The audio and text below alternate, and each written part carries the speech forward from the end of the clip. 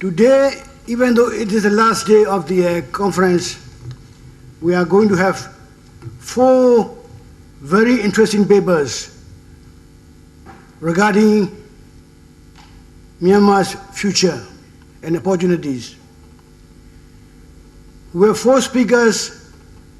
Dr. Sanket, he will be talking about recognizing risk and mitigation strategy for Indian companies industry in Myanmar. And the second speaker, Mr. Vernon Noronha, he is going to tell us about Tata Motors business in Myanmar, sharing experience and lessons learned. And the third one, Dr. Hippu, he is going to tell us about Indo-Myanmar electricity cooperation prospects and challenges. And last, and maybe the most interesting of all, Ms. Kaveri and Ms. Rama, and of course with Dr. Mayil, they are going to tell us on the infrastructure development in Myanmar, outlook and opportunities. So ladies and gentlemen, without further ado, may I invite Dr. Venkat to give us a talk on the recognizing risk and mitigation strategy for Indian companies industry in Myanmar. Dr. Sanket, please. Good morning. Good morning, everybody. I thank NIAS for giving me this opportunity to give a presentation on how to mitigate business risk in Myanmar. So generally it's emerging market, but I would like to focus on Myanmar in this context. So I'll start with a bit introduction about Arkash. I think it being the corporate risk, assessing corporate risk in Myanmar, so it's the right context for me to introduce Arkash, the company, Indian company operating since 2007. Primary focus is mitigating risk, which involved large-scale technological aspects into it. In addition to that, we have high-end business consulting solutions. So, when we look at corporate risk, we look at the corporate risk in 3 contexts. One is, how do I see the market? Like, what are the market opportunities for me in that particular market? Like, market involves the people, market involves the business potential, the investment. It involves both the B2B as well as B2C. So, we have been starting with working for companies, especially those investment banks, global investment banks, the likes of Morgan Stanley or Goldman Sachs. When they go for investing in emerging markets, first thing they do is, whatever the money I'm investing in particular market, is that money is safe? Will it be possible for me to take revenue out of that money? So if I'm investing, what all the risk I should look at? So generally, I mean risk, I would like to confine myself to non-financial risk, which I'm not talking about financial risk here. The non-financial risk being the emerging risk paradigm within the overall risk aspects.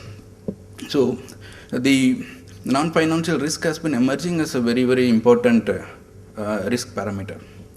Especially when you look at the risk, when we go for greenfield projects, when you go for brownfield projects, when there are, especially when there is billions of dollars involved, like I recently solved one risk mitigation issue for my client who was invested USD 4.5 billion in one of their greenfield manufacturing unit in somewhere in India. So the issue is, I mean, the company would like to know, if I invest in India or invest in Myanmar, what are the risk I'm going to face? And in case, if I'm not able to solve the risk, what are the alternatives I have available? Where can I shift my plant from India or Myanmar to Cambodia? Or can I shift my plant from South Asia to South America? So this is the question they come with. I mean, like for them, like shifting the location is a major decision-making aspect. And this is the place where we play a lot of role. I mean, like we influence decisions by looking at the decisions involved in influencing that particular decision.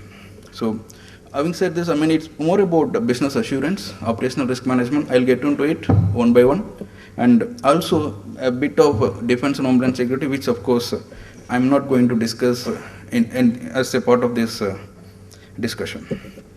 So, having said this, I mean, like, it is very difficult to analyze risk when you go for a traditional way of looking at it. For instance, I do lot of desktop research, go for a field. But thing is, how I'm going to automate those. For instance, when I can look at 1,000 documents, can I scale it up and see 1 lakh documents or 1 million documents in 1 hour? Because then what I do is I automate my risk assessment here, and I do millions of documents in 1 hour and create my own technology or software where I develop artificial intelligence, which almost like take a decision the way human takes. So that is the place where I come in. I mean, when I look at the risk assessment and how I'm going to approach the risk assessment, my approach of risk assessment is based off technology. I mean, I'm going to use the software. That software will do the work I'm going to do, but my role there is going to be developing a logic. So once I develop the logic and given the frameworks to my system gets into the system for its own automatic analysis. It could be text, unstructured data, it could be semantic analysis, or it can be anything. I mean, any document. It can be videos, or it can be text document, anything where system is able to give me findings and conclusion based on which I'm going to make a decision. It's about basically artificial intelligence. I'm developing an artificial intelligence to mitigate risk. So, yes, I'm just talking of operational risk in Myanmar. I'm just taking you through a couple of news reports, though I'm not going to discuss that. I'm just going to read the titles. So, first is India scraps 2 idle power projects in Myanmar. So, I'm seeing a risk here. Locals hold protest in a town in opposition of proposed coal-fired power project. Again, there is a risk. Clashes continue over Myanmar mining project. There is a risk. Coal plant project continues despite local opposition. Yes. So this map shows you, I mean, like large-scale projects, power plants, hydropower, and mining projects. All of them are facing the risk. Because for me, yes, local opposition is there. There is a community opposition. There are a lot of stakeholders involved. There are companies involved, government involved. Yes, but then since there is a risk, do I going to continue investing there, or should I shift to any other location? But that is the place my role comes in, where in the past I worked at different situations like this. Of course, in India and South Asia in particular, where we are able to help our clients in mitigating those risks and help them continue to invest in that particular location. And it also adds a lot of benefits to local community, because many times what happens is it's about perception of risk. People perceive this particular project is against us. The community perceives this, because of industry, I'm not going to get any employment because I'm not skilled labor, because company will hire only the skilled people. So when in my locality, when there are no engineers, what is the guarantee that I'm going to get a job? So this is a very genuine question. But how I'm going to address these kind of issues? But it's not only the community involved there, local politicians involved, NGOs at national, international level involved. And there are a lot of vested interest. People come there and fight against the company. Their vested interest may be they want some money from the company. So we have seen a lot of situations like this across the world. It's a global context, especially in emerging market. So how I am going to address this? I mean, like, where is this? What is the way of looking at it? For instance, these are all my typical client challenges. I mean, when the client comes to me, they pose me these kind of questions. I mean, like, of course, they will only come to me with a larger aspect. I am facing a problem from this particular location. Do I need to shift from this location, or will you be able to help me out in mitigating the risk? Should I continue to operate from that particular location? So when I look at these aspects, this is the framework I develop for my clients. So what happens is, like, you look at politics, look at community, look at labor issues there, you look at the governance issues, especially for instance, if it is a American client or European clients, they have to adhere to their own certain governance issues. For instance, there are FCPA, Foreign Corrupt Practices Act, SOX, Sarbanes-Oxley Act. In Britain, there is a Foreign Corruption, Anti-Bribery Corruption Act. So all the companies have to adhere to those particular provisions, governing norms, while operating anywhere in the world. So for instance, if there is anything corruption, if any corruption detected by American company or European companies in anywhere in the country, it's the top management is liable. I mean, they can be fined. I mean, to that extent, they have this stake in whatever, anything happening related to their company. It could be their vendor. Their vendor could have been involved in some corruption practices, but then the stake will be, the implication will be on the top management in America or Europe. So how I am going to mitigate these strategies? Okay. So this is the framework. When I am talking about this, so these are all the compliance related issues, FCPA or employee vendor risk. So when we talk of all this, put it in a simple terms, what I'm going to look at is, I'm going to look at ethics and integrity aspects. I'm going to look at, is there any litigation involved? Because if there is a litigation involved, then it's a huge problem, because the situation goes out of the control. I mean, the judiciary takes over and everything depends on judgment of the judiciary. I mean, like so the High Court or Supreme Court can pass an order that stop the operations. Then in that situation, what is my plan B? Or how much impact it will have on my business? Already I've invested money, I've created the infrastructure, and I've created supply chain, I've given jobs to a lot of people, but then I'm not able to continue operation there. Then what it requires is, as I said, using technology as well as using our past experience and plus talking to people at the local level or with all the stakeholders, we are able to do proactive intelligence. We can predict risk. We can do proactive. That is, I mean, it's always difficult to do something proactive. I mean, difficult to predict risk because a lot of people. But then, that is the place where ARCAS plays a role. I mean, that is the place where we would like to come in and push that you can be reactive to certain extent, but then to be reactive effectively, you need to have proactive intelligence. You need to know why this particular incident happens, why people go to approach judiciary. Now, why don't I talk to those people and try to mitigate their issues and address their concerns? So that is the place where we come in. I mean, it's a very complex. I mean, like we're looking at security-related risk itself is a different domain. Where geopolitical risk, of course, I think that this issue has been addressed in elaborate. And labor issues again, I mean, it varies from country to country. I mean, like in emerging market, it's more of a political driven labor issues. I mean, like where trade unions are politically affiliated. And socio-economic issues, I mean, like where it always involves the perception. I need to address perception. For instance, the company may be a business B2B company, but then when they are working with local community, they have to play a role of B2C. I mean, of course, they are, by playing the role of B2C, they are not selling their product, but what they are trying to do is they are trying to create a positive perception by working towards the sentiments of people, where I need to create positive sentiment for me. That is the place where the very CSR comes in. CSR as a risk mitigation strategy. I mean, like where, of course, CSR is there to create developmental, involve local community in achieving the larger objectives of the corporates. But then, at the end of the day, from my point of view, CSR is a risk mitigation strategy. I mean, like where this is the one way where you can get to work closely with the local community. I mean, like where you know who are all the decision makers. You need to understand who are the influencers. You need to understand what are the needs. I mean, where I will go and conduct a lot of ICAMs, but then I can ensure that I pay salaries to local school teachers as a part of my CSR fund. But is there a real requirement? I need to know. If that is not the real requirement, I should understand what is the real requirement. So for all these aspects, what is needed is, I mean, it needs, I mean, we need to do a lot of research. I mean, like a lot of quick research has to be done to avoid the operational risk issues for the company. Especially operational risk also involves a reputational risk. I mean, like where I started operating at particular location, when I shift from that particular place, because I'm not able to mitigate the risk, operational risk from that particular location, then it tends to create a picture on me that I'm not able to handle local issues. That's very embarrassing, because at the end of the day, my objective is, of course, to work with the local community, but then when I'm not able to meet that, then I'm ended up facing a reputational risk. So I'm avoiding that here.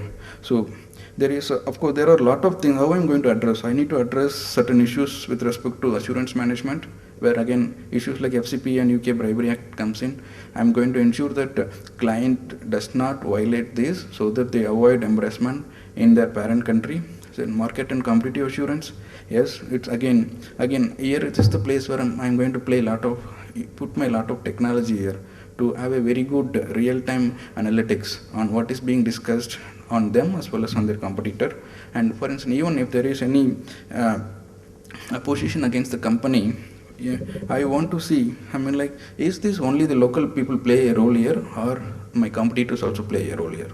For instance, is this, of course, it could be where when Apollo is investing, I would like to know if MRF is playing a role there. Or if Michelin is investing, I would like to know Bridgestone has any role there or not. So that is the place where come in. Market and competitive assurance, I need to ensure. Then transaction advisory support.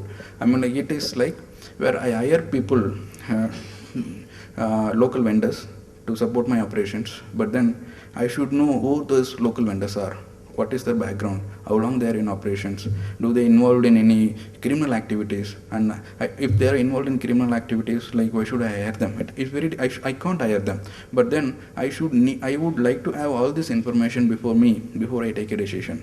And then being the Indian company operating in Myanmar, I would like to have all this information from the location, because as a country it's new to me, as Myanmar is new to me, or for Americans, American companies, Myanmar is new. Then so in that point of view, how do I gather intelligence on those people, then which will help me in mitigating the risk? So operational risk management, same.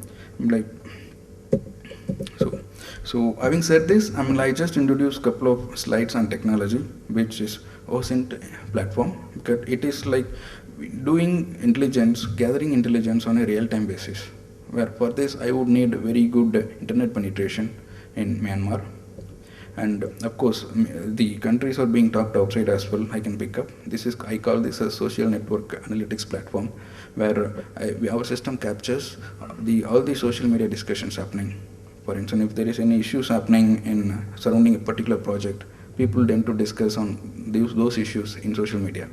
So what happens is we pick up those on a real-time basis, understand who is discussing, what is their vested interest, what is their influence within the social media network, how can they be approached with the perspective of mitigation strategy. And of course, there are a lot other things attached to it. Intelligence, open source, again, IntelliStrat, open source strategic intelligence, again it tracks everything almost on a real-time basis. This is of social media, this is of news media, where our system is able to capture all the news articles, and it generates its own intelligence. It summarizes the articles and gives you the points which helps you in making quick decisions.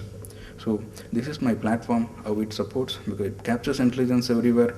It has the enrichment engine, it has analytical visuals, and also it helps you with the decisions which you want to take. For instance, if you want to target market, it gives you inputs from market research point of view. If you want to mitigate risk, it gives you inputs from risk mitigation point of view, highly customized.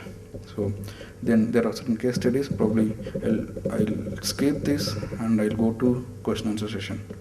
Yes. Thank you. Thank you. But I'm quite happy that you are not specifically mentioned about the business operational risks in Myanmar yet. You are just talking about in general terms. I believe there are lots of questions to be coming from audience, but we'll leave it to the end of this section. Okay? Thank you very much, Mr. Venkat. And let's give a hand to Dr. Venkat. Okay? And our next speaker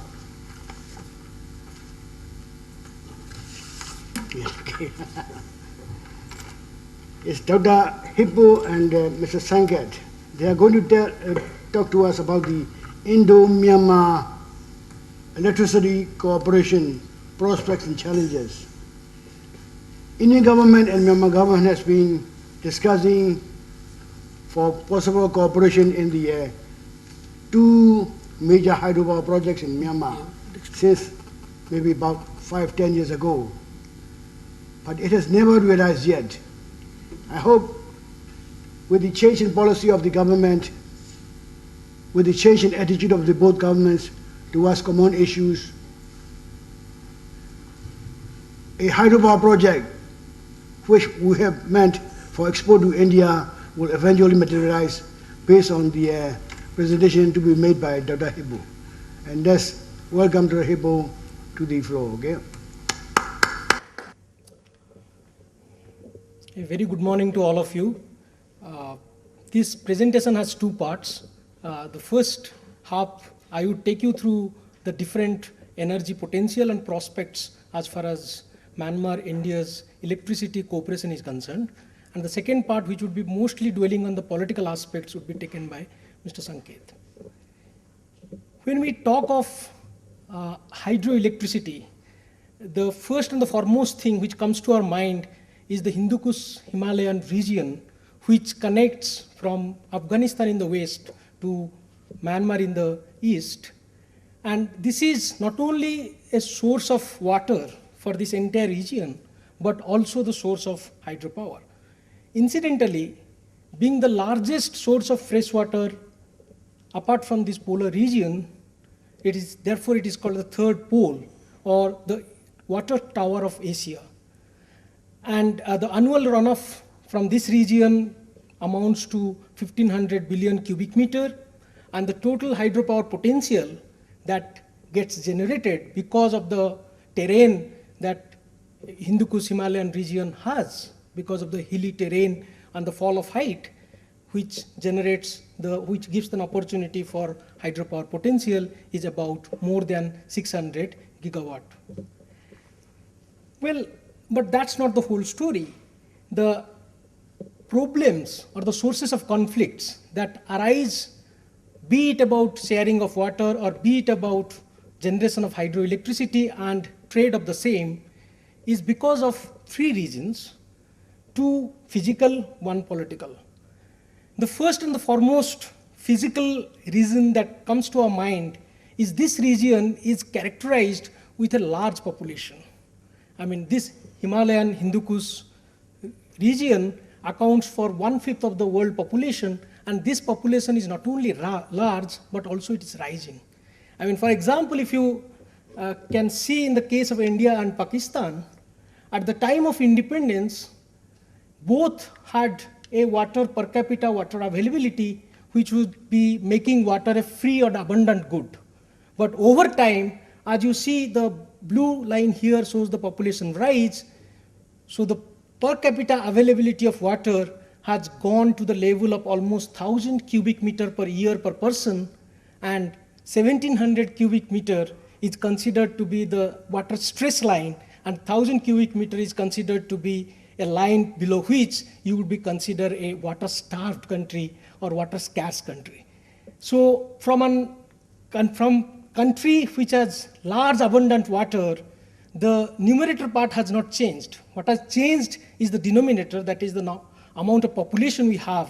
We have quadrupled ourselves since independence, and for which the per capita water availability has gone down to the level that India and Pakistan today are classified as water-stressed and going to be water-starved countries. And if we look at the other countries of this region, only 3 countries stand out. One is Bhutan. Bhutan is in fact in a different league because of a very low population. The per capita water availability is 1 order higher compared to even Nepal and Myanmar. So I had to plot actually Bhutan on a different scale.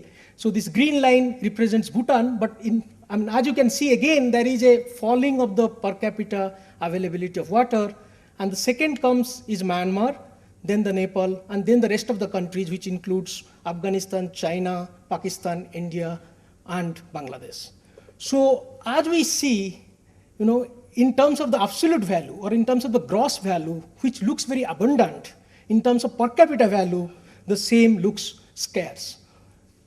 The second physical aspect of the conflict or the water sharing problem or the hydroelectricity trade problem trace to the seasonal and the temporal distribution of this water. The monsoon and the Himalayan region has a characteristic of such that 80% of the water or the rainfall that happens in 4 months, and the rest 20% happens in the spread of 8 months. So that makes almost every river or every major river system that comes out of this region is such a way that the wet season flow is almost 10 to 20 times of the dry season flow. If you can look at Myanmar's case, as you can see, between June to September, most of the rains happen. And the Irrawaddy River, when it's dry, it is only 2,300 cubic meter per second, the flow rate, whereas the wet flow rate is almost 15 times. If one looks at the, I'm sorry.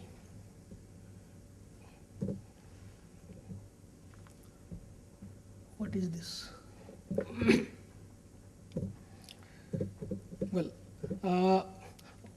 You can see here, when you look at the daily variation is still stark. Of course, it would be stark, and it actually varies from 1,300 odd cubic meter per second to almost 64,000.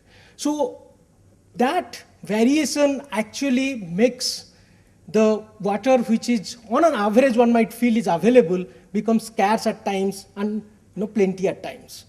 So a couple of other examples if you want to look at, I mean basically I have put Bhutan, Nepal and Myanmar as the example because they, in the previous slide as you saw, they are the countries with larger hydro resources. So if you see Bhutan and Nepal also, you find more than 80% of the rain happening between the same 4 months. And this is basically a temperature and the rainfall plot taken from the average rainfall and temperature plot of 1990 to 2009. And so this, the whole point is this cycle of excess and scarcity. Scarcity in the 8 months, excess in the 4 months actually complicates or sort of aggravates the conflict over water sharing. And the third aspect of conflict that comes in the area is because of the political aspect, which comes because of the mistrust among the countries of the region. Most of these river systems are transnational in nature. So we could have avoided some of the physical difficulties of the system as we saw because of the variability in terms of supplies or in terms of the growing demand because of the population rise. We could have avoided some of this problem if the countries would have cooperated. But that is not to be the case. This region is typically characterized by one of the author puts, it's an upstream-downstream syndrome, it's a partnership of unequal players, its lack of definitive international laws, and its lack of overarching regional principle of enforceable global conventions. So I would not go further into this political aspect as Mr. Sanket would take up in his part of the presentation. But if you look at coming back to the hydro potential of the region, you can find the three countries. I think that, are you able to see a different color for Nepal, Myanmar and Bhutan? Okay, fine. Okay, so I would ask you to focus on these three figures. So this is basically the first column gives the hydro potential theoretical. The second column gives what is techno-economically feasible, both measured in the gigawatt terms, and the actual installed capacity. All these data corresponds to 2011 figure. And so the fourth column, where I would rather insist you to focus, is the column which represents what has been the share of the techno-economically feasible capacity that has been tapped so far, which is basically the ratio of these two columns. As you can see, the countries which have a lower share, and also the last column which says how much share the hydro has in the total power mix in that particular country.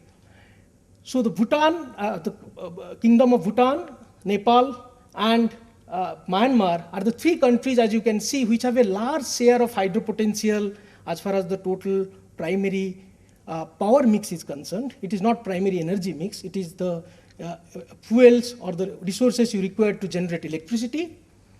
For Bhutan and Nepal, it's almost 100%. For Myanmar, it is close to 70%.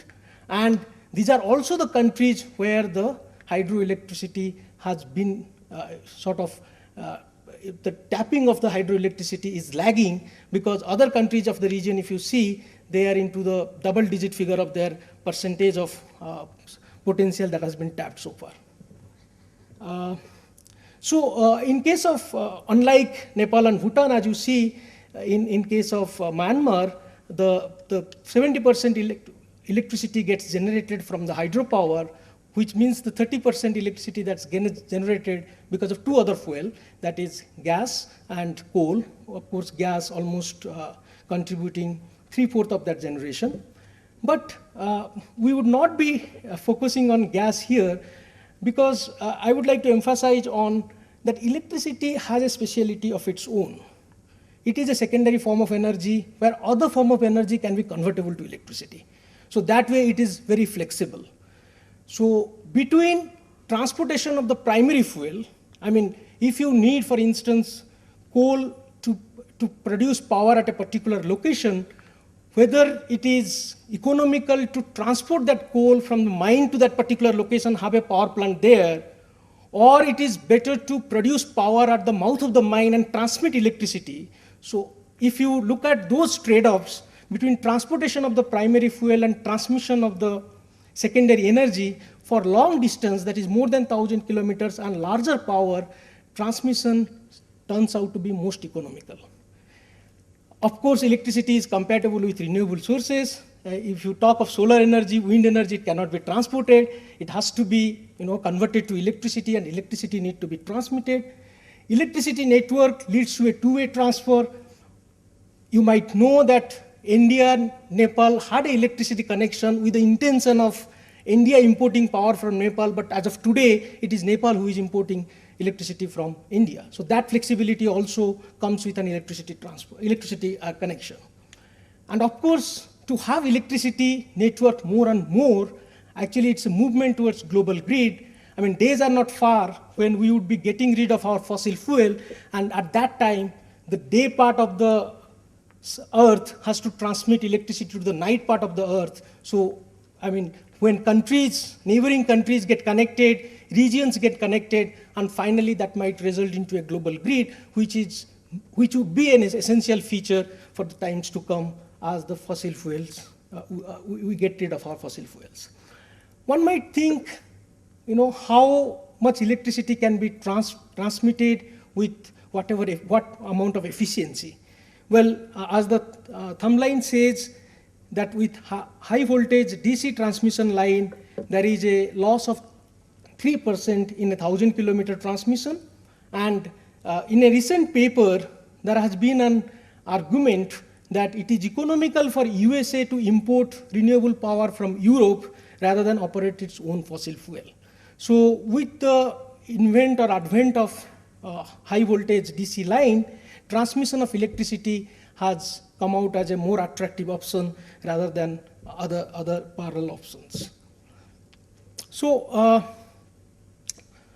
next, coming to the significance of Myanmar in this particular region, I mean, I need not tell this audience who has been discussing for the last 2 days about the geopolitical significance of the region, but as far as the energy aspect or electricity aspect is concerned, I just want to highlight 3 points where Myanmar is actually a transitioning country when you move from the SAARC region to the ASEAN region. So when we going to have ASEAN region power grid in place, which is the work is under operation, and a possible SAARC grid, Myanmar is going to play a very critical role. It is the only water abundant country in the region apart from Bhutan and Nepal, and unlike Bhutan and Nepal, there is no difficulty in evacuation of power to China.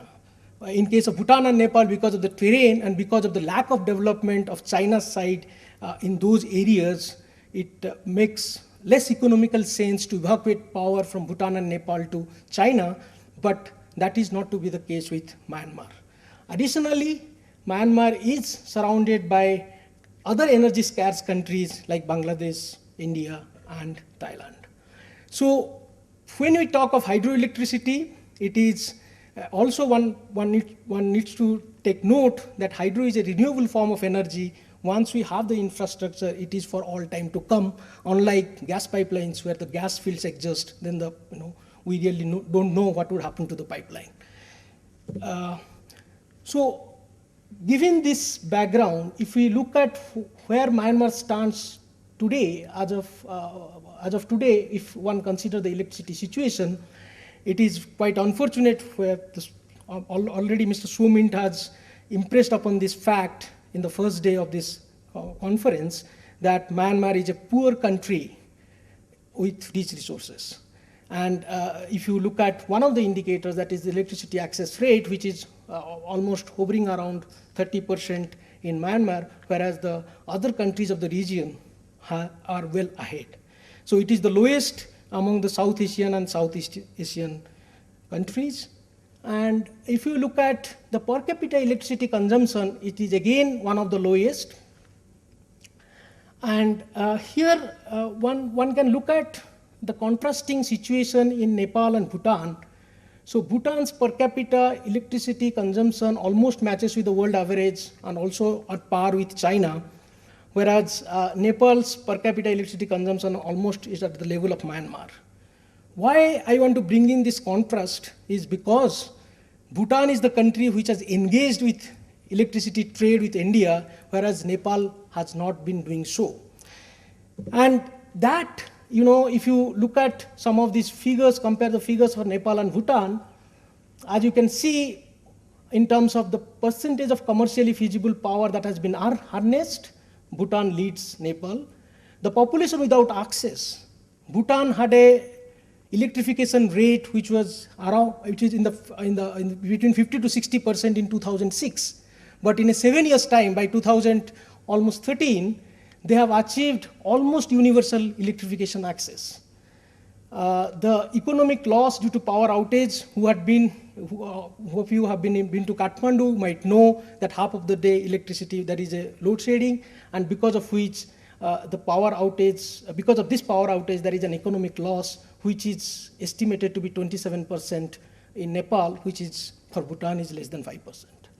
And again, the transmission and distribution loss, because of the trade that Bhutan does, with India, for which it gets the investment, for which it gets also the technical knowledge, and which has improvised not only the human capital in that particular country as far as knowledge across the hydropower generation and management is concerned, but also the technical aspect of it, which has given a T&D loss for that country which is below 5%, which is almost at parallel to European country as well as China.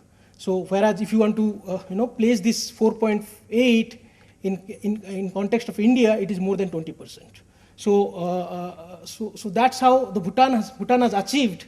And if one looks at the trade aspect between Bhutan and India, one would find the historical aspect. One would find there is an organic movement in the financing of this power project. It actually started with all intergovernment projects, then it moved to joint venture and public-private partnership, and now Bhutan is in a situation where there are private players who are able to take up the responsibility of power generation. And as I already mentioned, as far as the stake of the project is concerned, there is long-term power purchasing agreements, but as the time over those agreements, there has been a transfer of full management of the power plants, as well as the know-how of running these power plants. We had been to Bhutan and interviewed some of the engineers of Chuka and Tala power plants, and they very well say with confidence that we are in a position now to develop our power plant on our own. We don't need anybody's assistance in terms of knowledge of operating a power plant is concerned. But if you look at the contrasting picture with Nepal, as I said, it is Nepal who is importing with almost 80 gigawatt sitting under 80 gigawatt of hydro capacity. It has not actualized even 1% of that capacity, and it is in a position where it is importing electricity from India.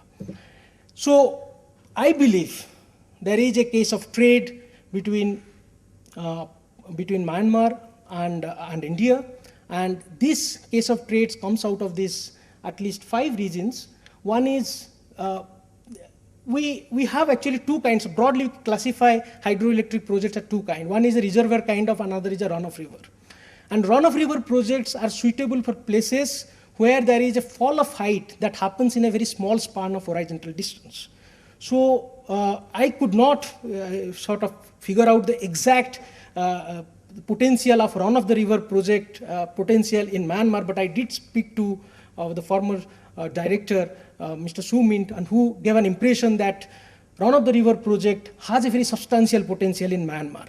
There is a fall of height, that terrain height fall happens in Myanmar with a shorter horizontal distance, which gives a run-of-the-river project. And as we saw in the previous graph, since the 80% of the rainfall or 80% of the water resources are available in the 4 months, so what happens in a run-of-the-river project is, during the wet season, you generate excess power than compared to a dry season. And generally, your domestic demand are matched to the baseline demand, that is the demand around the dry season. Otherwise, you would have to import power from other neighboring countries to meet that domestic demand during the dry season. Therefore, the domestic demand is generally matched with the dry season demand, and that gives a scope in the wet season, the excess power you generate to trade. So that must be happening also in case of Myanmar-China trade currently. And it also leads to an improvement of domestic energy access situation, because once the investment comes, you generate power, and once you have the hydroelectric plant in place, it also satisfies some of your domestic needs.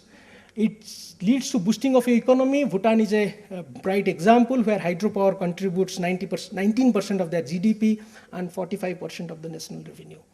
It, of course, offset some of the regional energy imbalances that exist in the region, and also because when the market becomes larger with more electricity connected grid around neighboring countries, the largeness of this market leads to the efficiency, and it also acts as a step towards regional integration, which one of the recent example in 2012, there were 12 countries in South African region who came together to create the South African Power Pool with the objective of connecting the South African countries through electricity network and mitigate some of the power disparity and deficits or imbalances that exist in the region.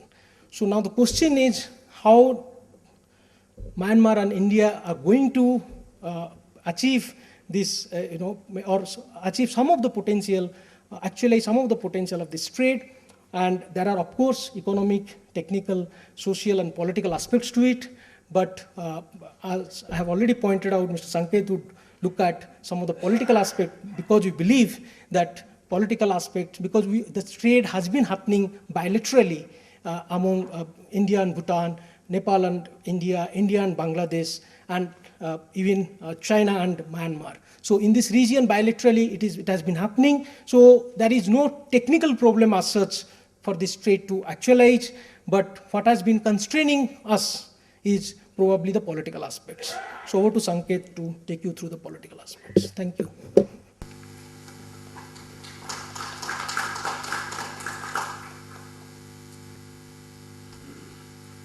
Good morning, everyone. Thank you, Chair. I think my task has been made much easier when, during the opening remarks, the Honorable Chair made a remark that India and Myanmar have huge hydropower potential. They have huge potential for electricity cooperation, and he hopes that a better attitude, a change in governmental attitude and policy change can lead in further cooperation among the two countries. So thank you, Chair, for the useful insight. But let me begin my presentation with a bit of pessimism here. A project of multilateral nature or of bilateral nature can be implemented, can be realized if there is political will. You have a supply, you have essential demand, and you may have the essential investments coming in, But if the necessary political will among the countries is not present, if it's absent, then it essentially leads to non-cooperation. So we have seen this pattern emerging in South Asia and Southeast Asia, where because of a lack of political will, the countries have not been able to integrate their economies. Especially in case of energy projects, if you look at the modalities of energy trade in South Asia, we have had two ways of sort of dealing with each other. One is through a bilateral nature, and that is, you have an example of Indo-Bhutan hydropower cooperation. You have Indo-Nepal bilateral cooperation. We have recently started exporting electricity to Bangladesh. Similarly, there are positive but very scarce signs of multilateral cooperation on energy issues emerging. In November, during the Kathmandu SAARC summit, the countries of SAARC region, they signed a SAARC energy agreement, and recently a draft deal, BIMSTEC regional electricity grid network deal was concluded in Dhaka. But overall, if you look at the pattern in the last 40 to 50 years, you can see that there is a preference for bilateralism. We have always preferred to deal, we have preferred to engage with our neighboring countries at a bilateral mode. The underlying causes may be possibly related to geopolitical issues, political issues, security-related issues, which I would be dealing. A classic example is the gas pipeline project. You've had 3 gas pipeline projects which we have been talking about, the Iran-Pakistan project, the Myanmar-Bangladesh-India gas pipeline project. None of them has sort of realized because of the slow pace of negotiations, the political intricacies involved in the negotiation. And if you look at the political issues that affect Indo-Myanmar electricity cooperation, it is one of the foremost challenges that I can see is the changing nature of bilateral relations. Today we are in a state of condition where we have good relations with Myanmar, but that is vulnerable to change. That is vulnerable to geopolitical change in the neighborhood.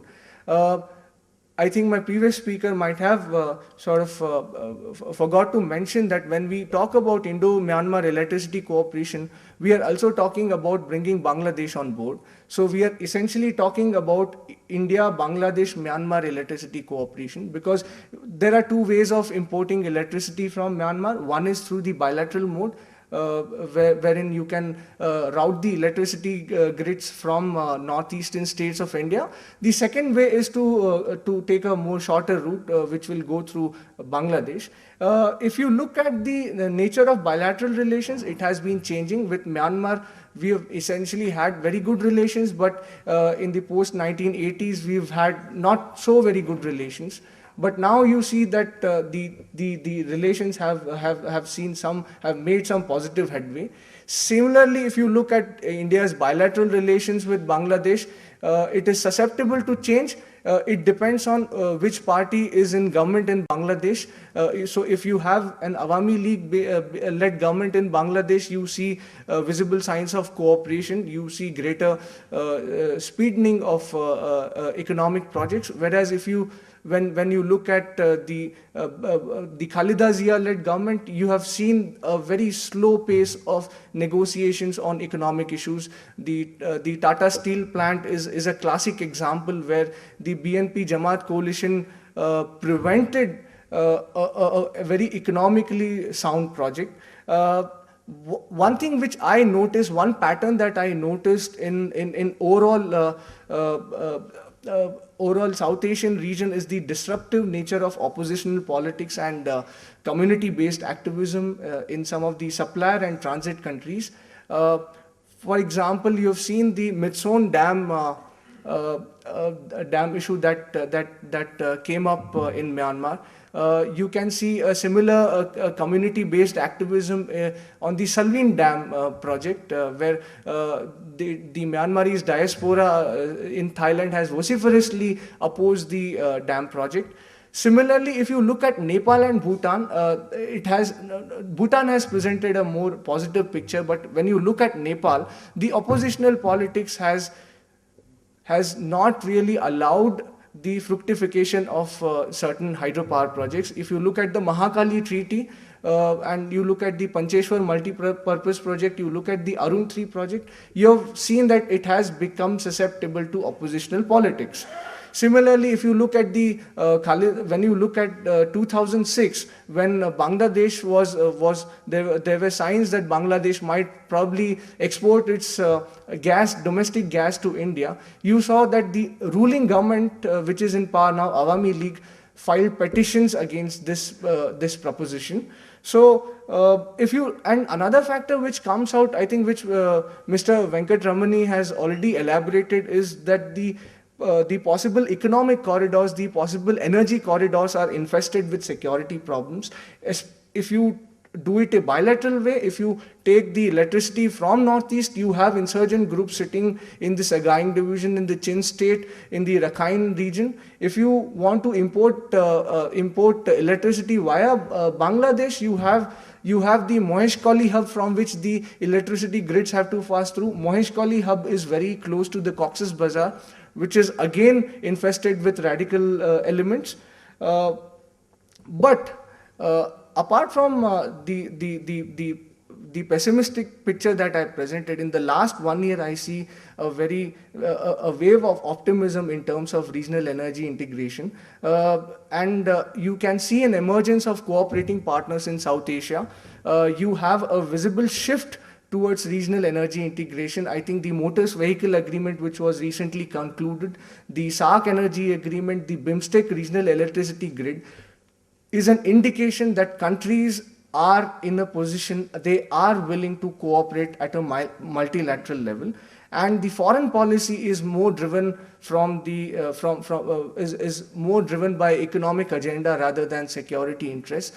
I think the Modi government today is consciously cultivating willing partners within South Asia. You can see a continuity in the Manmohan doctrine, Manmohan Singh doctrine, which emphasizes vehemently on economic engagement with its South Asian neighbors. If you look at the status of bilateral relations, you can see a visible improvement. Even during Prime Minister Modi's visit, you saw Khalida Zia and Narendra Modi meeting. You have seen that much of the grievances that Bangladesh had related to reduction of tariff and non-tariff barriers regarding transit access via India have been addressed by India. And you can see visible signs of political cooperation between India and Myanmar. You have seen a greater economic engagement coming through between all the three countries. With Bangladesh and Myanmar as well, you can see visible signs of cooperation. I think Bangladesh has recently proposed importing gas from Myanmar, and in return it would be exporting electricity to Myanmar at a short-term level. If you look, I'll just run through this because I think a lot of things have already been said in the previous sessions. But I will touch upon 3 or 4 factors. There has been a positive turn of political development in Myanmar. Stable government at the center. There is a political reconciliation process that is taking place. You have former ethnic groups who are ready to engage with the central government in Myanmar. And the political, social and economic reforms are taking at a breathtaking speed in Myanmar. And I think if you look at Bangladesh, we can see that with the advent of Sheikh Hasina coming to power in Bangladesh, you can see visible signs of cooperation. She has addressed one note of contention between India and Bangladesh was the hosting of Northeast insurgents and the hosting of radical elements within Bangladesh. With the coming of Sheikh Hasina to power, we have seen the systematic dilution of some of the radical elements in Bangladesh's polity. And with the security cooperation being enhanced, with our security concerns being addressed, I think we are going all out with Bangladesh on economic cooperation. There is an increasing political willingness among all the political parties within Bangladesh to work with India. But the current internal political stability would still remain a cause of worry. The the house arrest of Khaleda Zia may have not augured well with some of the international companies. I think companies would, at this stage, would find it extremely difficult to invest in Bangladesh, considering the kind of internal political instability that Bangladesh is witnessing. I have a few suggestions. Looking at the Bhutanese model, looking at the Nepalese model, and the Myanmarese model. I will be borrowing some of the things that Mr. Venkataramani has already said, is to remain sensitive to the local community needs. Hydropower projects can lead to large-scale displacement of people. It is extremely essential that we understand what is at stake, what is the requirement of the people. I think that's where China faltered, and I think India should be extra cautious. But I think to that extent, India and Myanmar have been extremely mature in the way they have handled the hydropower projects. If you look at the Tamanti hydropower project or the Shuezai power project, a detailed economic and social impact assessment was conducted, and the assessment came out, painted a negative picture, and India respected that perhaps it is not the right time to move ahead with this project. So I think India has an upper advantage in this regard, and I think we should sustain the momentum. Another thing which is very essential is, which my previous speaker has also spoken about, is that considering the changing political stability, the changing nature of political relations in the region, it would be essential to ensure that all the commitments pertaining to energy project, economic trade are honored. And the best way to bind these countries together would be to sign a treaty, either sign an energy charter treaty, which ensures that the countries provide national level treatment to all projects of cross-border nature, whether it is a Bangladeshi project, whether it is a Myanmari project. All the countries will have to honor their energy commitments. They will have to honor their trade commitments despite the political changes. This has been vehemently proposed by energy analysts like Shegonti Ray Dadwal. Another thing which I feel is important is the time factor. I think if you look at as Mr. Soe Myint has already said, the sad story of Myanmar-Bangladesh-India gas pipeline project, you've seen that there was a lot of impatience within all the three countries. I think the energy projects in South Asia are cannot follow the European model, where you have a viable business model and you just invest in a project and you start it within a couple of years. It's a painstaking process, unfortunately, in South Asia, but I think we will have to evolve. We will have to learn to sort of cultivate patience so that projects of long-term nature can be realized. With that note, I would like to thank everyone for the opportunity. Thank you, Chair. Thank you, everyone. For the electric power generation projects. In fact, with Myanmar, we have already been talking about possible cooperation in the two projects that has just been mentioned by Sanket, okay? We're talking about Tamanti, about 1,200 megawatt. We're talking about Shuezai, about 600 megawatt. But unfortunately, these are being shelved. In fact, as Sanket correctly pointed out, it is the political will that will make things happen. Without the political will, either the buyer country or the seller country, things would not move at all. But with Myanmar, as Myanmar is already committed in the Greater Mekong Sub-Region Economic Cooperation Program, Myanmar has already signed intergovernmental agreement for power trading. And also at the working level, we have signed the RBTA, which the Regional Power Trade Agreement. And lately, we have 3 countries, a tripartite agreement to implement a hydropower project which is called Myint in Myanmar. So things are moving in other neighbors. It is the, as I said, it's the political will, and I hope the will of the government, 2 governments, will eventually change to be able to materialize a cooperation program in the electric power sector. Of course, you will have so many questions, but as I said earlier, we'll move it to the later part of the section, okay? And for this presentation, let us give a big hand to Dr. Hippu and Mr. Sanket. Okay? And now, may I invite Mr. Vernon Noronha. Mr. Vernon Noronha is with the Tata Motors, and he is going to tell us about Tata Motors' business in Myanmar, sharing experience and lessons learned. Mr. Noronha, please take the session.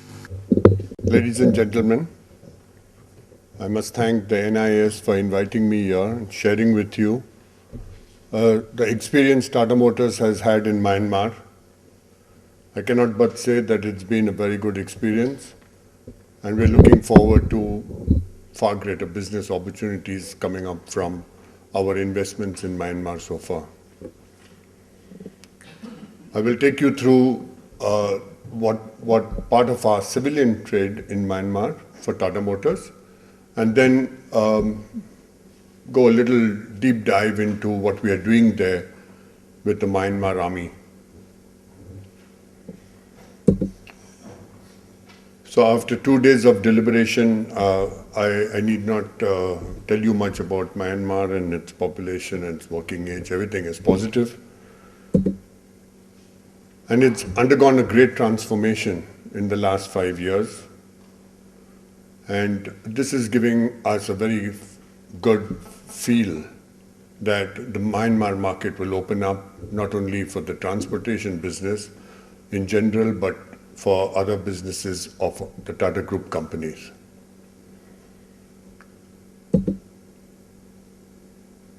We've seen high growth rates, and that also encourages us to get into, because any growth, any commercial growth in any country, the direct offset of any commercial growth is transportation.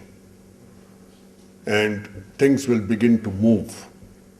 And if they move by road, and an automobile company in trucking business should be one of the first beneficiaries of that sort of business that will crop up. There are key challenges, like in any other country. It's not particular to Myanmar, but there's a human resource challenge, and while people may be plenty, we faced skill level deficiencies. Regulation lacks detail. The banking system was fragile, it's improving. Land ownership is not yet, record keeping needs to improve. Local JV partners and distributors are difficult to find with sufficient expertise. And transport links and power are at best not as good as they are in India, and that's not saying much. So Tata Motors in Myanmar, we decided to put up an assembly plant in Myanmar, and this happened in 2010, where we had a contract with the Myanmar Automobile and Diesel Industries, MADI, and we set up a heavy truck plant at Magwe. That is the plant now in Magwe, and it was, initial investment was to manufacture up to 1,000 chassis per annum, which could take it and scalable up to 5,000 units per annum. So these are some glimpses of the Magwe plant.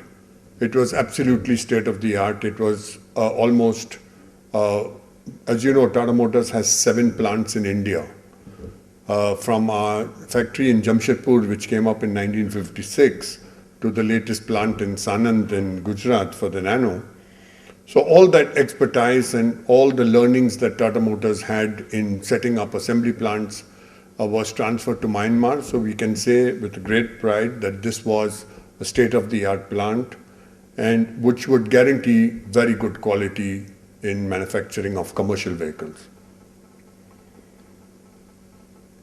You can see the then Honorable Prime Minister walking through the plant. And this is the final vehicle rollout from the assembly line. Skill development was a challenge for Tata Motors. We had a sizable team working in Myanmar and doing the initial assembly, but skill development, we decided to do training and employees and also offer scholarships under our CSR programs. And that earned us a lot of goodwill and respect from the local community. I saw a presentation, 2 speakers before me, saying that they were, you do CSR to sort of insulate yourself from local issues. I think that came out very well. We did a lot of training with them. Employment generation was one of the things that they look forward to, and we brought a lot of them to India and gave them online training at our plants in India. So they were able to experience the building of trucks in India, and they took back with them to Myanmar all those experiences. After you build a plant, you need a distribution channel to start selling the vehicles. So we took on contract AGI Myanmar, and he had 3 setups, operation in Yangon, and 6 touch points out of Yangon. So this is a feel of our dealerships over there. When any automobile manufacturer enters a country without a plant, there is a scare that he may introduce vehicles, and if it doesn't work out for him, he can close shop and walk out of the country. So therefore, we took the issue head on and we invested in a plant. That helped us to get distributors, because distributors were then fairly confident that we are a long-term player and we've put money in the ground. So then we got the distributors, and this distribution network is now growing. So 2 dealer setups at Yangon selling Tata vehicles, commercial vehicles. And then along with the CII, we organized the Enterprise India show, and Tata Motors participated as a principal sponsor. So there was a lot of help from the local political leadership of Myanmar, the Indian ambassador to Myanmar, the Myanmarese ambassador to India, and the CII. We got a lot of support from all these agencies that helped us.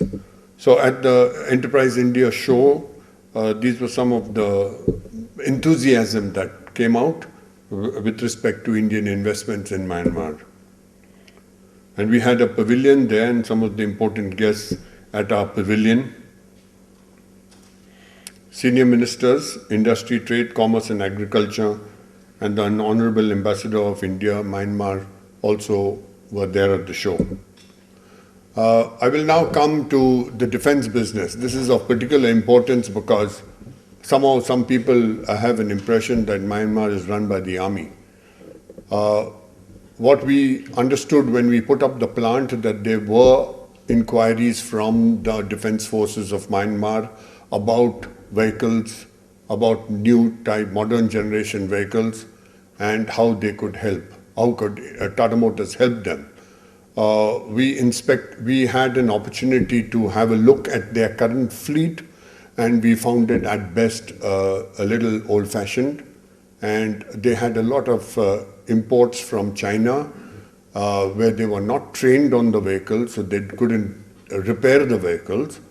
And we understand the military business very well, because Tata Motors has been associated with the Indian Army since 1956. We've supplied over 100,000 vehicles to the Indian Army and the security forces so far.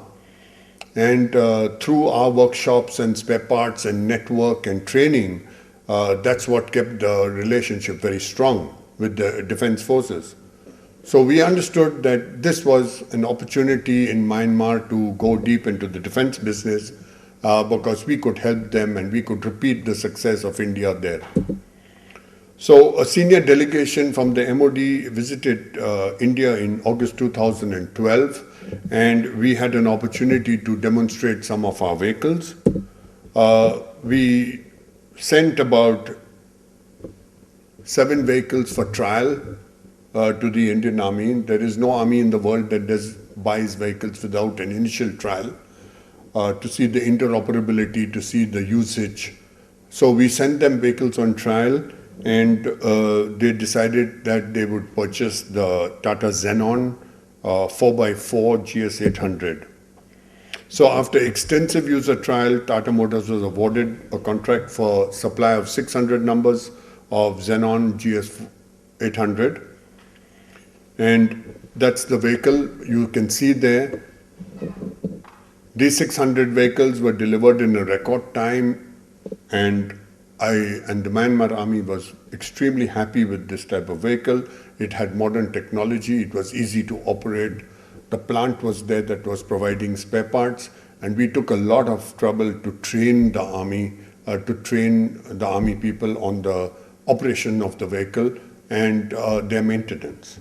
So naturally we get a repeat order for another 400 vehicles of the same category, which we supplied in March this year.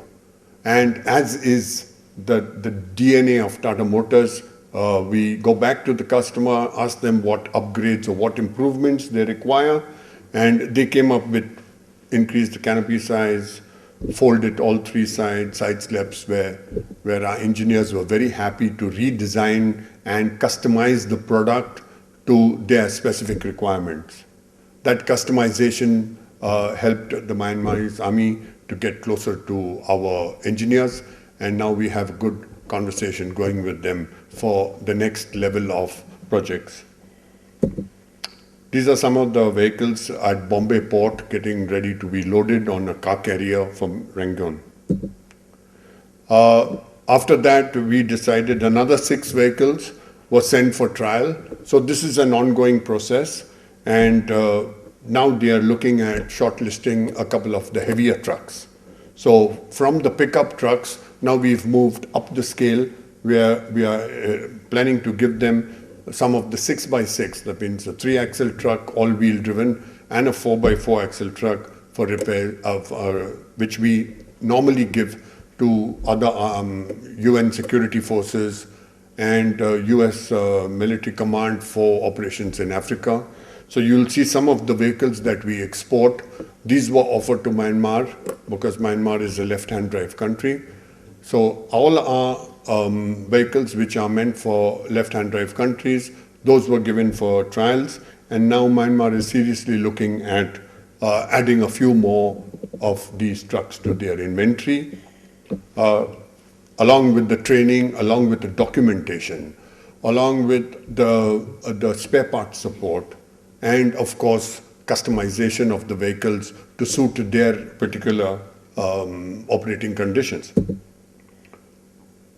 So in 2015, another senior delegation of Myanmar visited Tata Motors Pune, where they were shown new vehicles.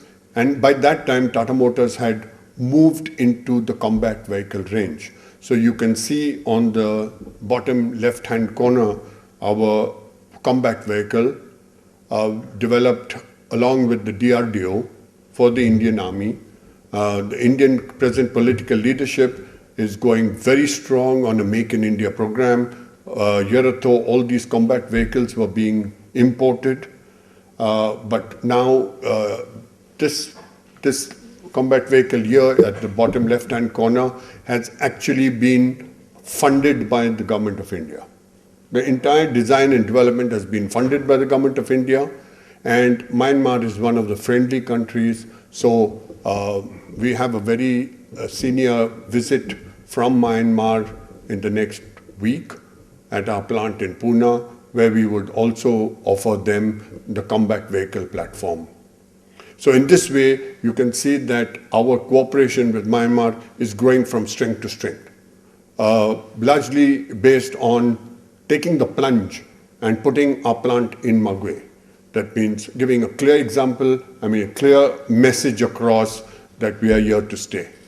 And therefore, and from there we picked it up, distributors, military vehicles, and now taking them up the value chain. So Tata Motors knows that if you introduce vehicles to any army, and we introduce vehicles now to almost 17 armies across the world, it is not only the product, but very, very important is the upgrade of the product and the support. The support plays a very big role, so documentation, training, overall, and midlife upgrade. For a combat vehicle, the vehicle will last 35 years, but the doctrine of war will not last 35 years. So you will have to put better communication systems, upgraded firepower systems, upgraded protection, and so we keep moving up and doing the midlife upgrade, which is very economical for our customers. So they don't invest in new products or systems, we just upgrade the old systems for them. So Tata Motors is willing to assemble locally. This is our long-term plan for Myanmar. We ship them SKD, CKD, CBU, spare parts orders. Assembled vehicles come out of the Magwe factory, and finished products go to the defense and security market. So to put it in a nutshell, the product strategy focus for Myanmar would be to first we introduce logistics vehicles, then we build on the product portfolio introducing heavy trucks and troop carriers, and then undertake assembly at Magwe and train them on repairs, overall, and midlife upgrades. The next is to move them into the combat vehicle range. Myanmar being a friendly country, we have a defense license, so we have to keep the Indian MOD informed that we are now parting with combat vehicles. Of course, not the guns, not the warfare systems, but the platforms. Normally, the guns and the warfare systems is a matter of choice of the local army, but we will integrate them on the platform. But basically, the platform has to move, and so the platform export to Myanmar for local build in Myanmar is what we will be moving towards. Thank you very much.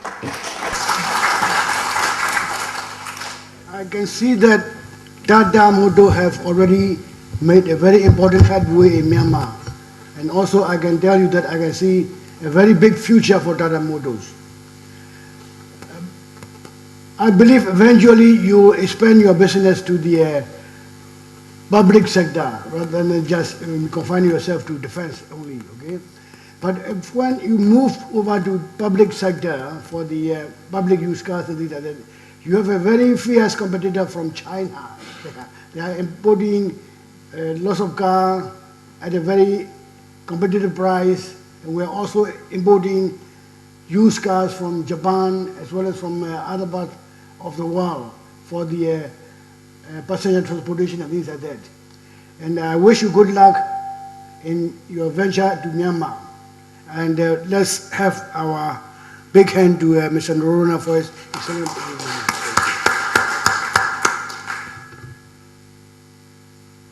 Our next speaker and the last agenda of the day, we have a talk on infrastructure development in Myanmar, outlook and opportunities, to be made by Ms. Kaveri Ashok, Ms. Ramya, and Dr. Mayil. Thank you very much. Thank you, Chair. First of all, I would like to say a few things. Dr. Mayil, despite his illness, took special effort to help me out with this presentation yesterday. And my PPT is a little text intensive, and please bear with me if there are any repetitions from previous sessions. I'm sorry about that. And all the figures and numbers I've used are sourced from IMF, OECD, and ministry websites. And I'm not an expert. Frankly, it's quite intimidating to be presenting in front of so many specialists. So with that, I begin. Infrastructure development, outlook and opportunities. So as we're all well versed by now, the recent economic developments is key in the surge of foreign investment in Myanmar. Particularly the new foreign investment law, which was passed on 2nd November 2012, is key in encouraging greater FDI. The fundamental features of the new foreign investment law are that it permits 100% ownership by foreign companies, and it allows the lease of land on a long-term basis, greater tax incentives for investments in special economic zones, which includes 5 years of tax holiday, etc., then guarantees against nationalization of foreign invested businesses. Then there is profits that can be repatriated at the prevailing market exchange rate through authorized banks in Myanmar. And new labor requirement specifies the use of local staff in skilled positions, including requiring Myanmar nationals to constitute at least 25%, 50%, and 75% of the workforce during each of the first 3 years of the businesses. In addition, there are also other incentives such as the multiple exchange rates have been unified by replacing the official peg with a managed float system. And then there is an anti-corruption committee which is set up to make the process more efficient. So there is contrary to the usual development plans, which are short-term and long-term, there is a middle-term development plan which is developed after the reforms, which is known as the Framework for Economic and Social Reforms. It outlines Myanmar's policy priorities up till 2015 towards achieving the long-term goals. The framework emphasizes the importance of moving towards a market-driven economy, the need to move from top to down to bottom-up planning, and the development of free markets by employing direct and indirect government policy levers. So this is Myanmar's key medium-term development targets. This is a table that I sourced from OECD. So as you can see, the annual GDP growth, the initial status is 6.4%, and the current status is 6.8%. In spite of that, the target is set at a whopping 7.7%. So in my opinion, it's a very optimistic medium-term target that they have kept. And it's reflected in other factors as well, such as the poverty. It's seen that the target is to reduce rate by half by 2015 to 2016. There are several other factors which suggest the same. Then there is also a table on public services and infrastructure development. You can see that in the electricity generation, for example, they have aimed to replace all 14 gas turbine plants with combined cycle plants. Right now, they're all open cycle. So the overall economic climate seems to be favorable, with 8.25 average annual growth, led by gas production and investment. Inflation also is expected to be under 6% in the medium term. So the risks are mainly domestic. So external and fiscal buffers remain thin, and the government's capacity to develop and implement policies is being stretched.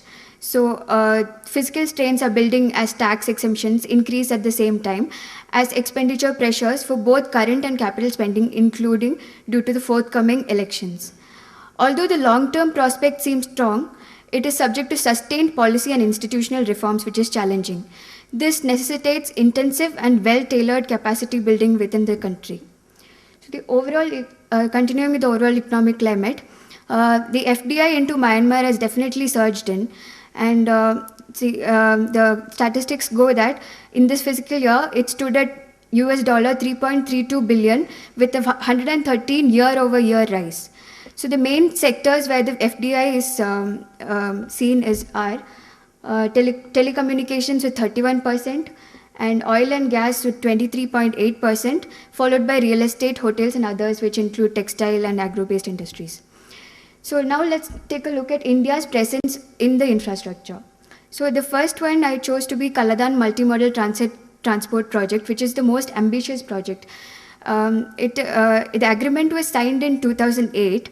The last mention, however, was in November 2014, which said that it is likely to be finished by 2016. It is funded and piloted by the Ministry of External Affairs. And the other stakeholders are RITES and Inland Waterways Authority of India and SR Projects as the main contractor. SR Projects claims that their work is done up to 70%. The main bottlenecks in this project is the underestimation of road lengths in Myanmar, lack of information about the hydro projects which are located on the Kaladan, which makes it non-navigable. So we took a Google image of the Sitwe port, which seems to have advanced over the years. From around 2010 to 2015, it is advanced to this much. So this is the Kaladan project beneath that. The sea route of 539 kilometer combined with a 158 kilometer of inland waterway navigation and a highway navigation of 129 kilometer up till Manipur in India. The next main infrastructure project that India took up is the Indo-Myanmar Friendship Road. The Tamu Kalewa Kalemio Road was inaugurated in February 2001 and was built by Indian Army's Border Roads Organization. We attempted to trace it on Google Map. It was underdeveloped, as we realized over the last 2 days as well. But the reports are that as many as 71 bridges were built or upgraded by the Indian Army. It is touted as a major strategic and commercial transport route connecting Northeast India and South Asia. The third one is again another big project called India-Myanmar-Thailand Trilateral Highway. So this highway is to ensure connectivity from Moreh in India to Mae Sot in Thailand via Myanmar. So the main bottleneck is what you can expect from any multilateral projects. There are financial issues and there is security problems in various pockets in the proposed plan, and a lot of work remains incomplete. We tried to Google map this as well, but it was patchy. Next, we have the construction and upgradation of the Re-Tidim Road. This is a small 80-kilometer stretch connecting Tidim in Chin State to Re in Mizoram. So this is a very because it's in a very underdeveloped area. It is very key that it is a very important project. This facilitates development in very remote part of Chin State and border trade and commerce between Myanmar and India. Feasibility studies for upgradation of the same is underway.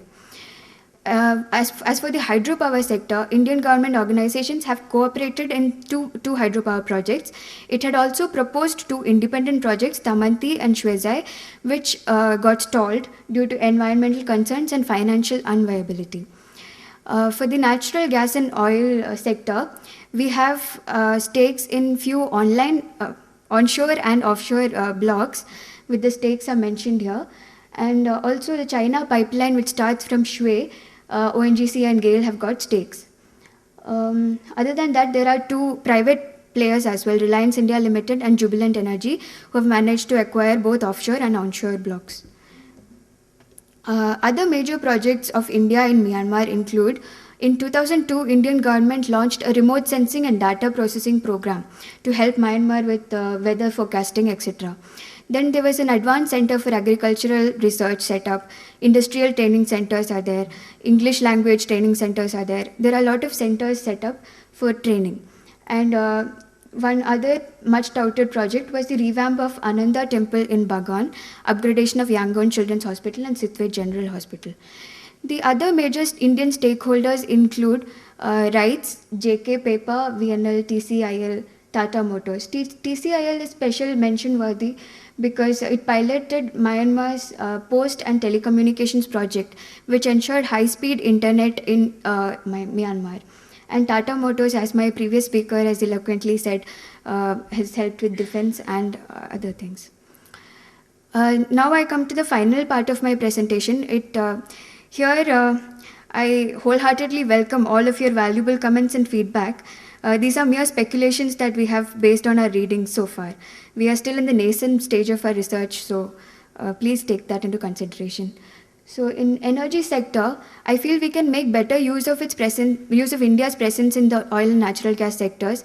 We can project our areas of expertise such as enhanced oil recovery, microbial enhancement recovery, etc., and push for an integrated upstream and downstream investment plans. There are also vast opportunities for power saving equipments and energy efficient service providers.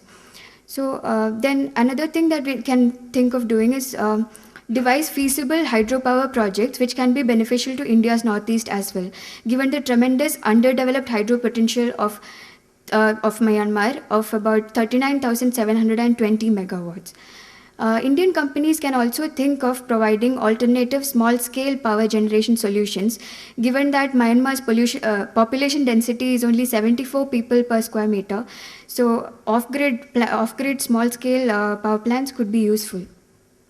So this is just to give a feel of what the other players are doing. This is purely the hydropower sector.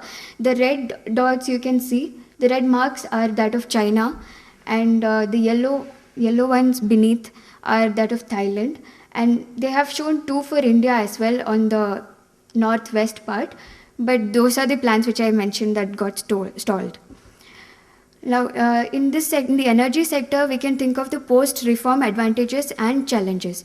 The advantages are that significant investment opportunities are there, and with the economic reforms and everything, there is a capacity uplift expected of up to 50 gigawatts, and this calls for an investment of roughly US $15 billion. Further, government has also indicated for more incentives such as deregulation of prices, adoption of appropriate taxes, and elimination of the across-the-board subsidies in the energy sector. These are still underway, but this has been indicated. And a master plan for the electricity sector is also underway. The main challenge is that there are 7 ministries that are responsible for various aspects of this power sector, and coordination is still a challenge. Moreover, the reforms are still in its dynamic phase, which explains the wait and watch attitude of many players. Regarding transportation sector, these are the roads which we managed to map. So, as I already showed India's presence in the roadways, it's towards the border and one small stretch of Reet-Dim-Phalam Road and the India-Myanmar Friendship Road. Towards the west, you can see the huge roadway that is China Economic Corridor or something like that. And the network you can see down is the ASEAN highways. So you can see India's part is very small, but it is also challenging because it's border area and the development is not possible there properly. And the post-reforms advantage in transport sector is that under the framework of economic and social reforms, which I mentioned earlier, immediate priority is indicated for infrastructure projects, and again master plan on ASEAN connectivity. So it is a priority project. So investing in it would be advantageous. But again, there are challenges. Again, the institutional structure of Myanmar's transport sector is complex. There is no single agency with a clear oversight, shared between 6 ministries. There is no formal coordinating platform. And under the new investment law, particularly for railways, it can only be effected through a joint venture with a Myanmar national. Regarding manufacturing and industrial sector, Myanmar can provide an effective alternate location, as was endorsed by my previous speaker, and largely driven by low labor costs, which is the region's lowest, approximately US $65 a month. We can also make use of the downstream opportunities that comes with the establishing of special economic zones, such as master planning of the industrial zone, marketing to MNCs, waste management solutions, logistic operations, etc. There may also be opportunities in the development of deep sea ports in the SEZs, or construction of warehouses and terminals with through joint ventures with local partners. Regarding urban development also, there is an immediate need of customized, cost-effective waste management systems and clean water supply for all these industrial parks that are coming up. Affordable housing project is something else that Indian players can look into. Public transport infrastructure is also very lacking, so that is also a major gap which can be looked to fill. And in the hospitality and tourism industry, according to the Ministry of Hotels and Tourism, the industry has risen by 30%, and there is a huge demand. So we can there is a huge demand for hotels and things like that. And there is also, we can also do training programs for the local hospitality and tourism workforce. Post-reform advantages for investing in special economic zone is the draft new special economic zone law is expected to streamline the existing regulations with the new foreign investment law passed in November 2012 and provide additional incentives such as exemption and relief on import tax, commercial tax and value added tax. On top of that, there is also a greater level of income tax exemption and relief under the new law. The challenges are that it is very time consuming as there are several tiers of development for an SEZ to take shape. With the reforms still ongoing, it will be tedious for the investors to figure out things. That's all I have for now. Thank you all.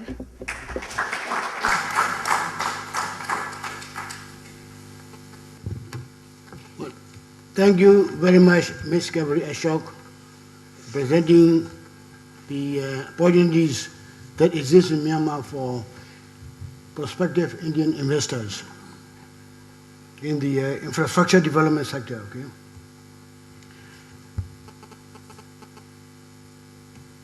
Especially in the energy sector, we already have very important investment by ONGC and GAIL. And those companies are already earning revenue from the export of shale gas to China.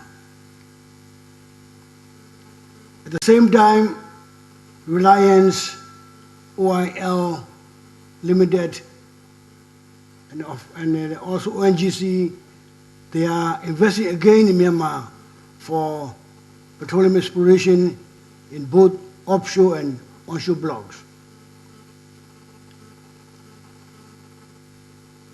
Even though we have significant investment in the petroleum sector, we are still looking forward to have investment from Indian companies in the electric power sector.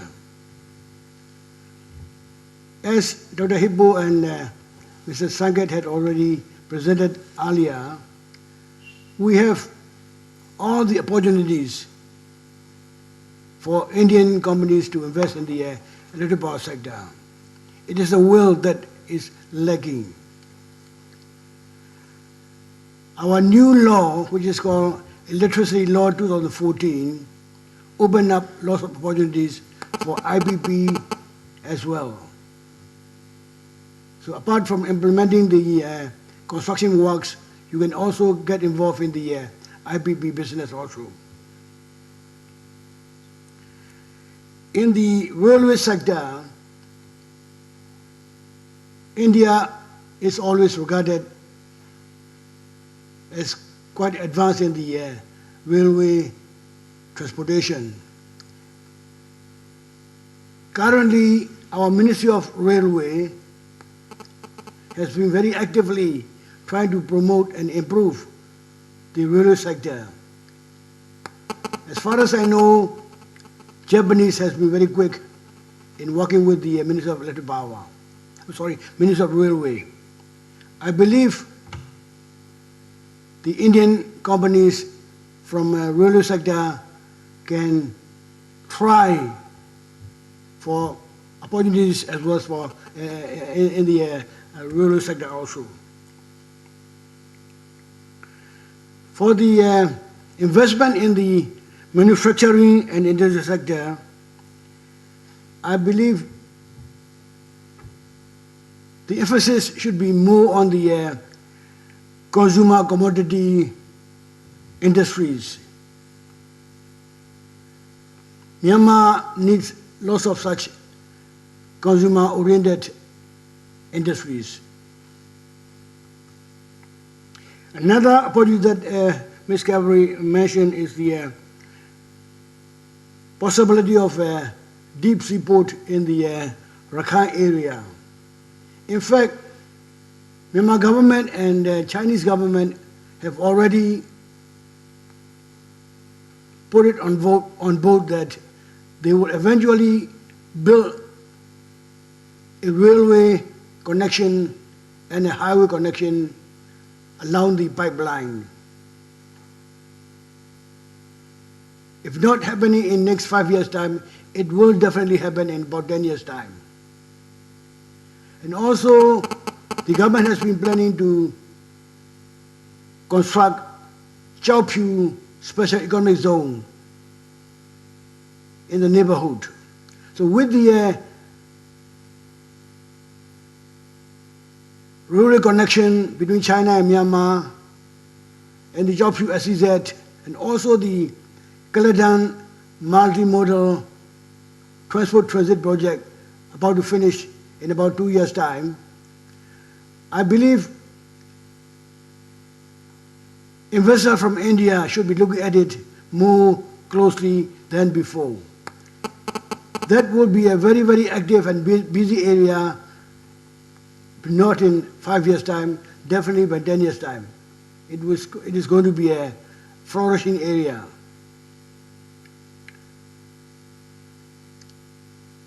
With that, I invite you to give a big hand to Ms. Kaveri and our friends for the excellent presentation of the paper. So we still have 2 more sections. First is the question and answer.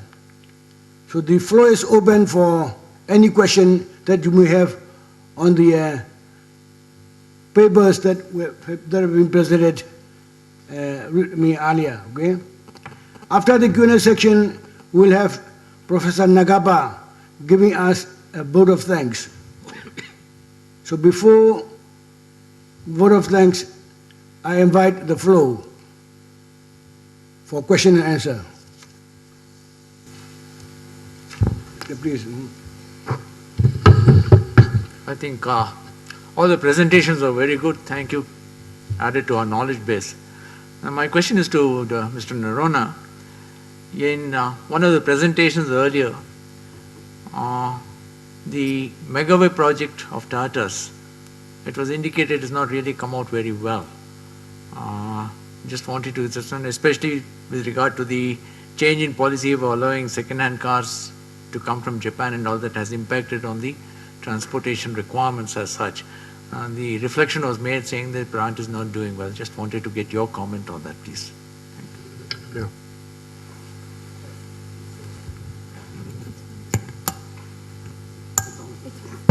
Yeah. So, sir, the plant by itself, we did not expect it to do well from the day go. But one of the main reasons why we put up the plant was that initially it was encouraged by the government of India. That plant was put up with the Indian line of credit. And secondly, it was a statement for long-term stay in that country. So it's fulfilled that aspect of that we are here to stay in Myanmar, we have a plant here, and as and when we introduce more and more models into the country, opportunities for local manufacture will surely come up, in which place our plant would be up and running. So it's a good stepping stone, and we didn't fool ourselves at all that if we put up a plant there, it's going to be up and running and self-sufficient. But it generated goodwill, people are being trained there, and many more distribution for Tata trucks have coming into us now, as and when they see the military using Tata vehicles, the confidence level is going up. And then whenever required, if there are any import restrictions at any time, we always have the plant to start the local assembly.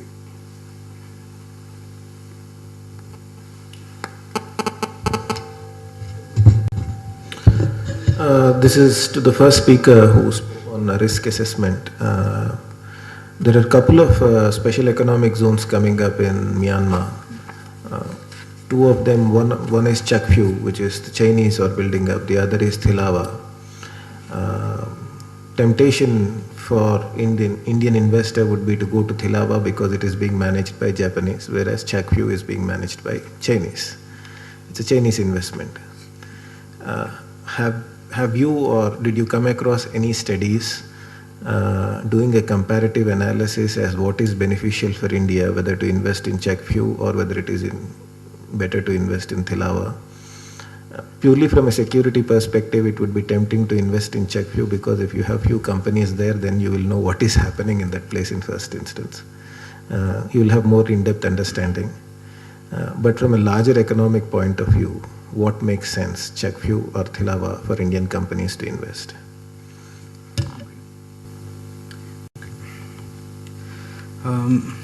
From the investor's point of view, the ARCA's risk mitigation solution is more of a, though it is macro, but we focus more on micro.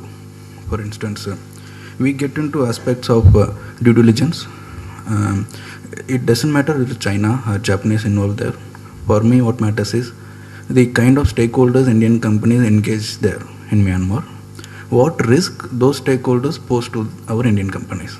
So it's more of a risk-based due diligence we carry out, which is more of understanding who they are, what risk they hold for our business, and how Indian companies can mitigate it. So looking at from this point of view, if the risk is mitigable, yes, it's beneficial for Indian companies to get there and put their investments and look for revenues. So this is, its overall picture is this, yes.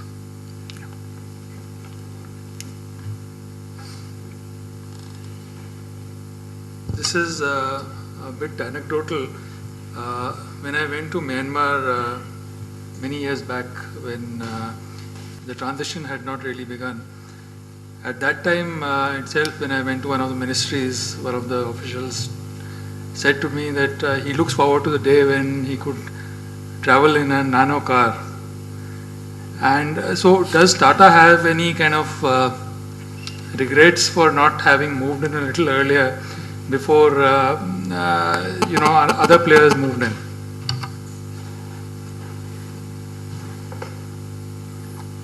No, I think we have a well laid out strategy for Myanmar, and it would have been too premature to go in with cars. Tata's strength comes from commercial vehicles. So we thought we'd build our brand on commercial vehicles first, and then move into something which is less performance driven, but more brand driven like a car. So build the brand with the trucks, for which we are very well known, and then move into the smaller vehicles.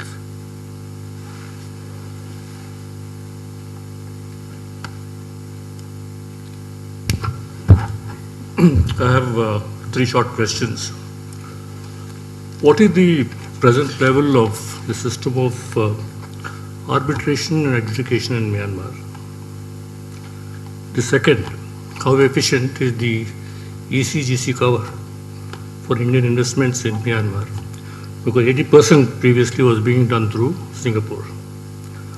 And lastly, in your development roadmap, there is very little mention about education. So my Myanmar friends can either respond to this, or some of our Indian participants here can have their view.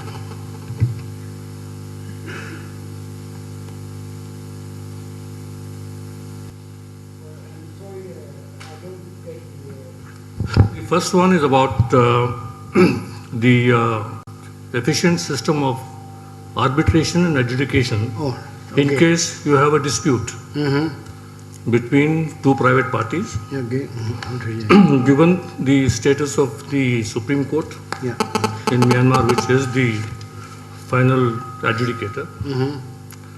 The second is we have something called as the export cover and guarantee corporation, which covers the Indian exporters who want to export their products to Myanmar. As I believe 80% of the cover is now being done through Singapore rather than across the 2 countries. Insurance. Export credit and guarantee corporation we have in India. And the last is, in this entire roadmap, where does the education figure? Higher education. Education. Can a private party in India set up a college or a university in Myanmar? Yeah, okay. Thank you very much for the question. Okay? For the first question on the arbitration system in Myanmar. Previously, we insist on our own arbitration, which happened to be of British India origin, dating back to 1913 or something like that. Lately, Myanmar has recently acceded to New York Convention. So for Indian companies who is going to come to Myanmar, I would say they will not find it in a strange environment. The arbitration law may be very, very familiar to Indian companies. Also, our recent accession to New York Convention may help also. The second question on the export insurance coverage. I believe India and ASEAN countries have already agreed on the free trade agreement. With this free trade agreement, lots of guarantees and the, let's say, relaxation are already given to the export and importer.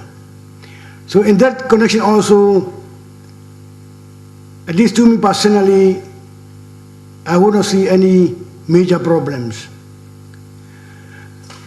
For the private sector in the education, we have already some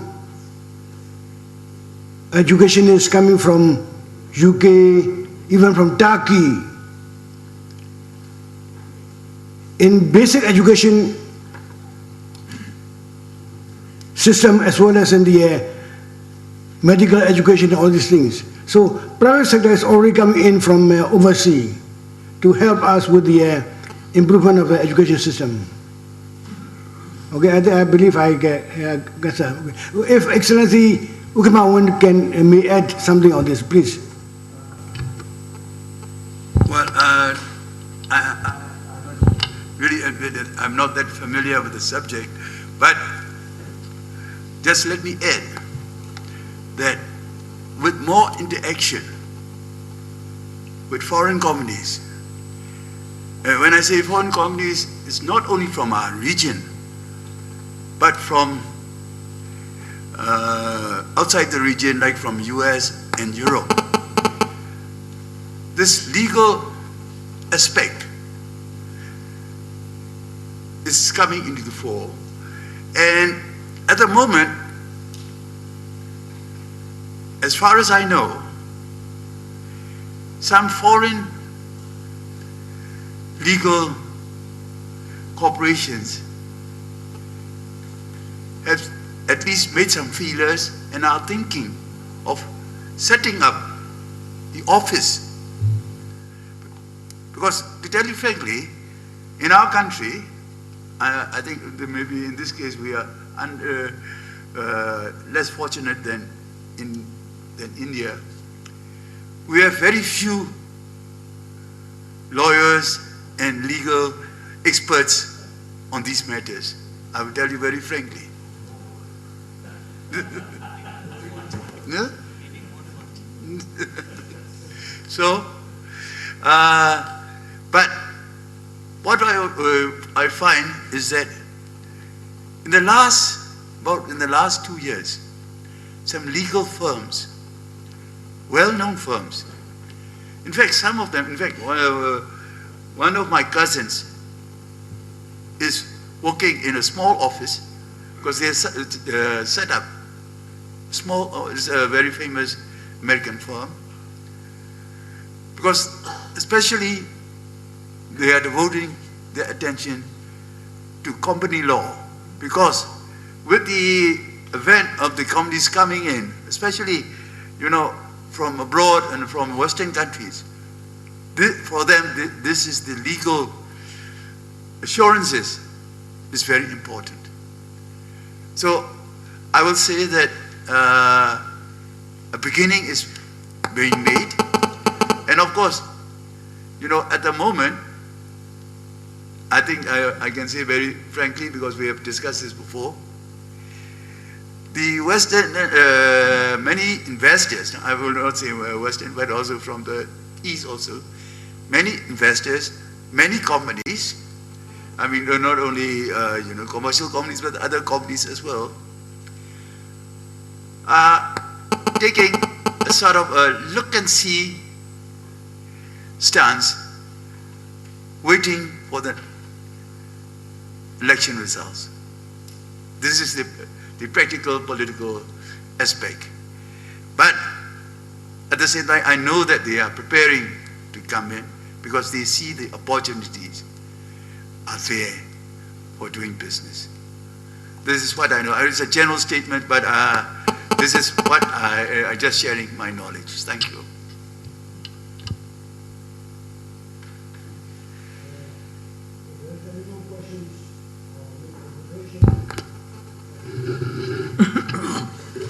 I am still looking for the answer to the question, the third question he posed on education. This is one sector which has not been addressed in the entire conference. How is it actually organized in the country? If the chair could respond to that, I would be very happy. About the health sector as well.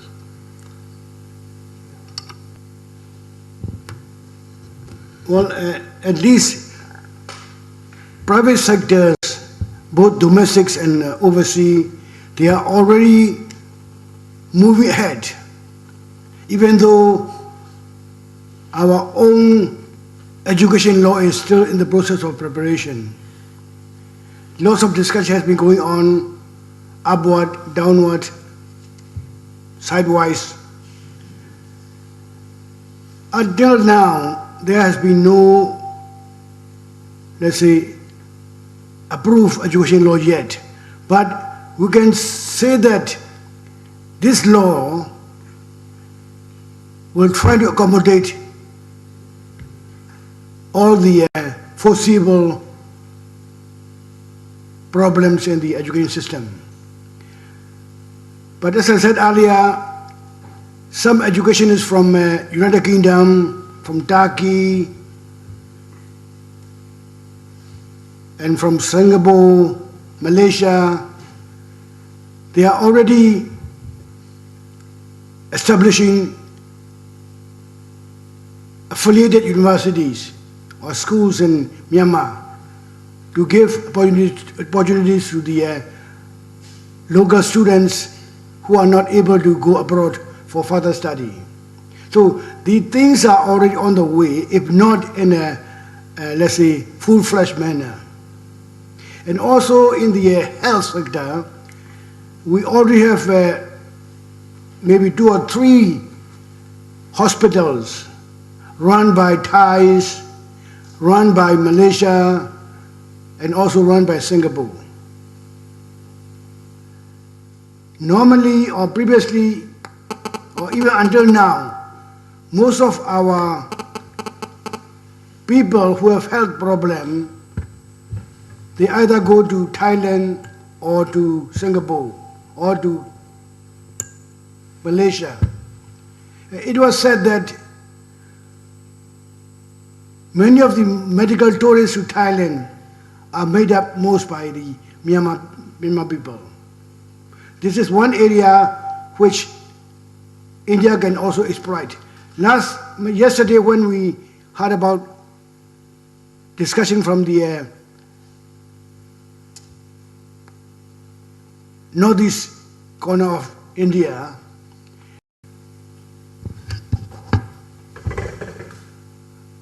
as far as my knowledge is concerned, during my visit to Myanmar, I met a few professors and some business persons, what they said is that, comparing with, I don't know, they have preemptive minds already.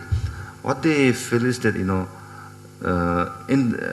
the education sector, they are always talking about the Western model of education, not the Indian type of education.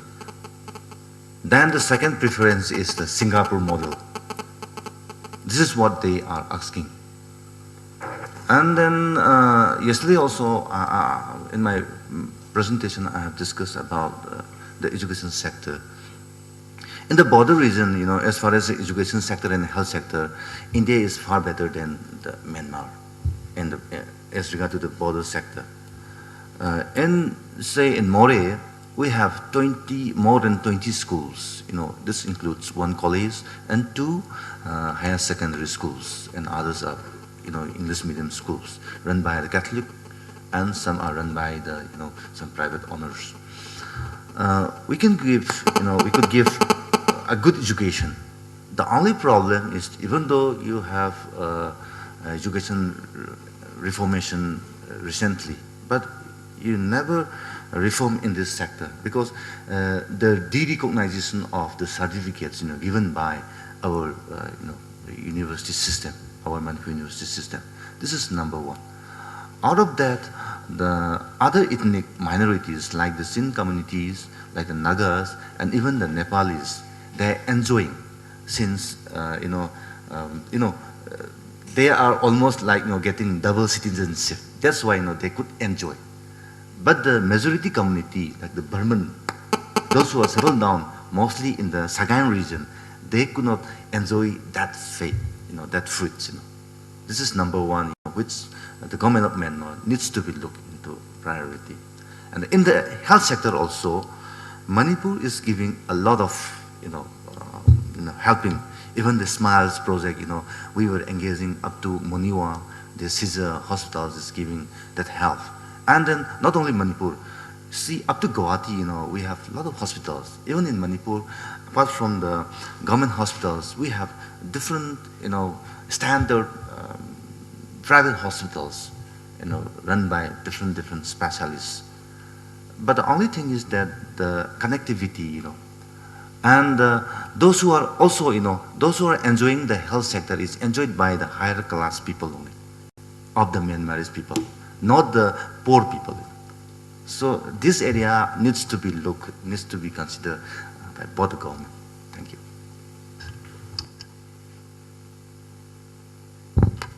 Can I just add something about education and health sector, although I am not an expert on this. Because as mentioned, we are now in the process of reforming our education system. As you know, in the education system, we have, in our case, what we call the basic education and higher education. Basic education means up to the matriculation, from the kindergarten up to matriculation. And higher education is the universities and colleges. Now this education law that we are preparing, it concerns both basic and higher education. And this is a law which was, of course, it was drafted by under the guidance of the Ministry of Education, but it is actually drafted by professionals. Professionals meaning the professors, the educationalists from the ministry, as well as retired personnel, plus well-known educationists from abroad. Because we feel, rather the government feels, that for the future development of the nation, for the progress of nation, you cannot have development without education, and without a sound education system. So this was going to be a complete overhaul of the education system. I will not go into details, but we are also having some problem on this education bill because of some student activists, because they want the student union to be represented at the university governing councils as full-fledged members. So this is one of the problems that we are having. And but having a bill, a law is one thing, implementing is another. Because as I see it, I'm not an educationist, as I see it, we are also going to need, and we are also going to need to improve our academic staff, our teachers. I don't know about in India, but I will tell you very openly, in our country, the standard, but the curriculum is the same, but the standard of, and level of teaching and the standard and level of the teachers in the cities and towns are quite different from the villages and smaller towns. I don't know whether this is true in India, because the most qualified people are in the big cities. So all these questions we will have to tackle, and this is right now a very sensitive issue. But at the same time, let me also add that parallel to the government, by the way, let me say, when I spoke of matriculation, one thing that has been decided is that, you know, for us to pass the matriculation, we have to attend 10 years from kindergarten, from the first standard up to 10 years.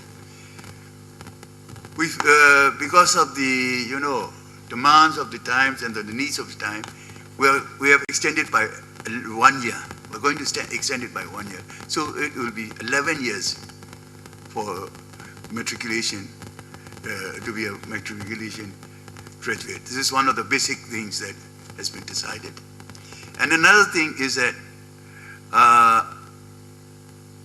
a lot of emphasis is going to be in English, because all of the higher education, especially in the universities, and even starting from high school, and to some extent from the middle school, the subjects will be taught in English. Because at one time, in a spirit of nationalism, we said, no, we'll do away with English language and we'll teach. Why can't we teach in our own language? But in practical sense, we find that that is not very workable. So English is going to be the medium for higher education. And I think this is, personally, I think that's the correct decision. But the other aspect that I would like to mention is that, in a way, I feel a little bit sad. Because right now, some private schools, up to high school, not up to college and universities yet, have sprung up. They all teach the curriculum according to the GCE standard or the American standard, and they do not follow our curriculum. But the thing is that, to be quite honest, I don't know if you have the problem or not, the level of education between these students as special school, special academies is very different from the ordinary students that goes to the state and the government schools where, of course, where it is free education. But those are very expensive, and very few, only the top people can afford it. And at the same time, there are students who actually went abroad to study. Yeah, I'm not speaking about the university's level, but even at the basic level. So this is the real state of the education, as I see it. Of course, I may be wrong, as I see it. Regarding medical, you know, we have increased budget for the health ministry, especially for the education ministry, you know, we have, I think, almost doubled in the last 2-3 years the budget allotted to education, but at least 1.5 times, I think, to education. But the thing is, our government tried to provide free medical, but the thing is, no government can afford really free medical treatment to everybody. And moreover, some of the treatments are very costly. You know, of course, technology advancement is very good, but sometimes technology advancement also means that, you know, if you are going to take an MRI or, you know, something like that, it's very costly. But at the same time, so that is why that right now, the private hospitals are getting more and more popular. Because the best doctors also, you know, they at the private hospitals. And I speak to you very candidly because this is, I think, these are issues which are faced not only by us alone, but by many countries as well. I hope this will help to understand our situation and our problem. Thank you. Well, thank you very much, ladies and gentlemen, for all these contributions in terms of presentation, in terms of discussion, in terms of observation, and to show our appreciation to all these presenters and to those people who have been actively contributing to this conference. Let us give a big hand to all of them. Okay? And now, finally,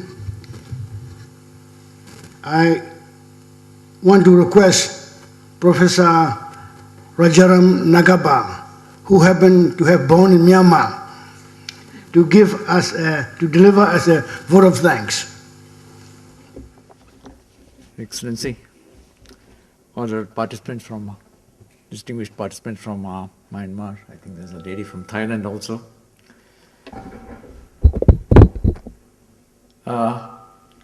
Our own speakers, participants here, my colleagues from NIAS. A slight change from what Soe Myint said. I'm not going to give a formal vote of thanks, but I thought I'll take this opportunity to maybe just reminisce over what has happened over the last 2.5 days, very, very briefly. Then request His Excellency to give a few points from his angle, what would be the takeaway from this conference. After that, Suparna will give the formal vote of thanks.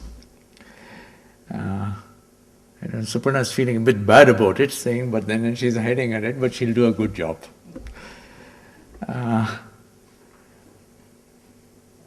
I think this type of meetings have often happened in Delhi and in capital, maybe in Yangon. So first time we thought, let's get it out and bring it down to Bangalore. This is, for one reason is, in our program we've taken up a study of the Indian Ocean region as a whole. And we thought we should start with our neighbors, understand them better, look what their aspirations are. And this was one reason why we thought we should have a conference related to Myanmar here.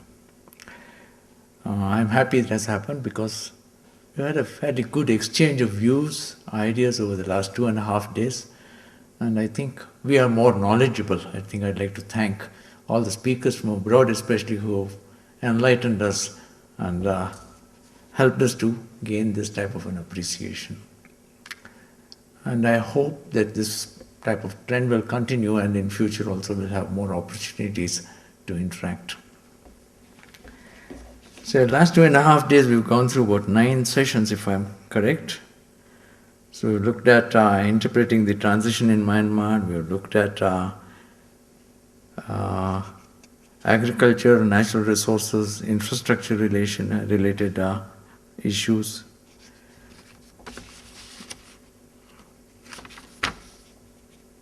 dynamics of the major power relations in Myanmar.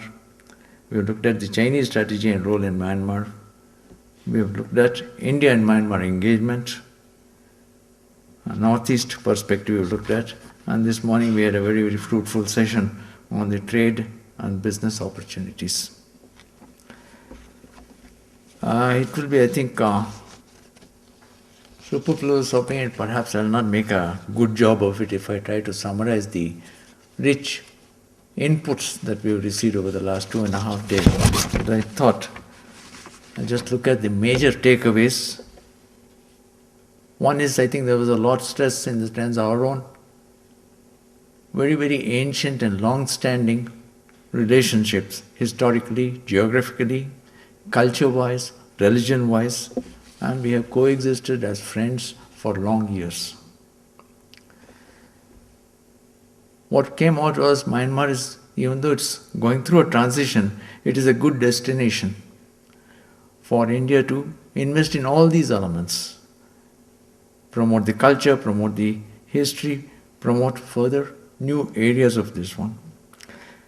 And for investors, this which was forcefully made was the stability of the government, stability of the country is the most important thing. And if the stability is there, I think you should really go ahead. I also feel this way, and all the Western mores and norms need not apply to our areas. So we can definitely look at the stability part as a very major issue. Myanmar, I think, on its part is also opening up and is very actively engaged in regional energy cooperation. It has a lot of ongoing activities which has been promoting meetings with the ASEAN, it's a member of the BIMSTEC, GMS, SAARC, BCIM, so all these multilateral fora give enough opportunities for interaction. Insurgent groups, I think we've made a mention in India in terms of this one. They are, over time, the insurgency is coming down, so hopefully all the same type of this one will go on in Myanmar also with the efforts of the center to bring in some level of a stability to all areas. So the peace progress process and negotiation with the insurgent groups is an ongoing process, this is what we understand. There will be ups and downs, issues of resource sharing, drugs, arms running, they complicate the situation, but then enough discussion is going on how to contain them and how to manage the issues better. What came out was the US and the Western sanctions did not really in a great way hamper Myanmar. But what happened was every country needs certain level of arms. And when the source of arms from the West dried up, Myanmar had to depend on China to do this. So they have switched primarily over to China, but then there are opportunities, as was brought out by Mr. Noronha. So in the defense in this one, we can look at what further areas we can have further cooperation on that one. In terms of priority and importance of infrastructure, obviously stands out. Connectivity, power generation, these are areas which require urgent attention. We heard some remarks on health and education. India has a good standing and some element, this one on the information technology, I understand the government of India has already made. How to carry these and other areas forward is worthwhile looking at. One thing they said was in terms of skill development, another issue was brought out. And one of the speakers, I think it was mentioned about the agro-based industries where I think we can play much more stress and we have more opportunities to get up on. Strategic and economic importance of the Bay of Bengal will increase, and we need to work how exactly we are going to exploit to this one. Integration of Northeast and increasing the linkage to Myanmar needs to be worked with proper vision and planning. The importance of the development of India's Northeast. There are issues of sparse population, difficult terrain, currently operating methods perhaps needs to be revisited. There are vested interests with drugs, arms running and various other this one, how do you manage them? So these have to be appropriately addressed, and people with specific knowledge of the region need to be brought in to address these regional parameters, and they should perhaps be given pivotal roles to address this. I think this is a very forceful point made yesterday. People sitting in capitals far removed from the region, if they make statements or make policies, perhaps they are not this one. They really need to take the expert advice available from the local population, what is best for them, and incorporate that. So these are some of the major things. This one I thought, if there are one or two other major issues, maybe from the participants, if I missed out some, we can perhaps take 2 minutes off for that.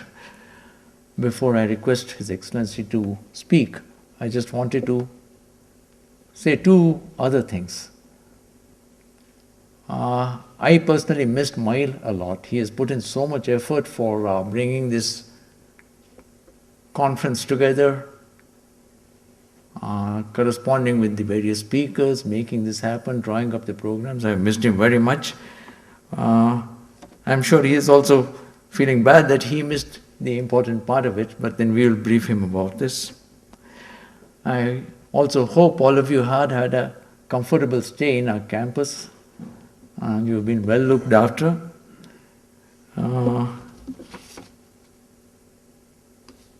And in addition to Myint also, I'd like to put an acknowledgement to not only to my colleagues in the International Strategic Security Studies program, but mostly to our three young ladies, Suparna, Ramya and Kaveri, who is sitting here. I think they've gone out of the way to take care of all arrangements, and I'm sure all of you this one. So if all of you agree, I would like to give Myint in absentia and these three girls a very big hand and request you to join me in that. May I request Your Excellency to come and tell us.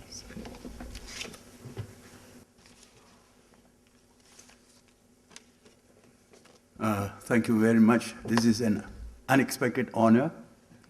And let me say that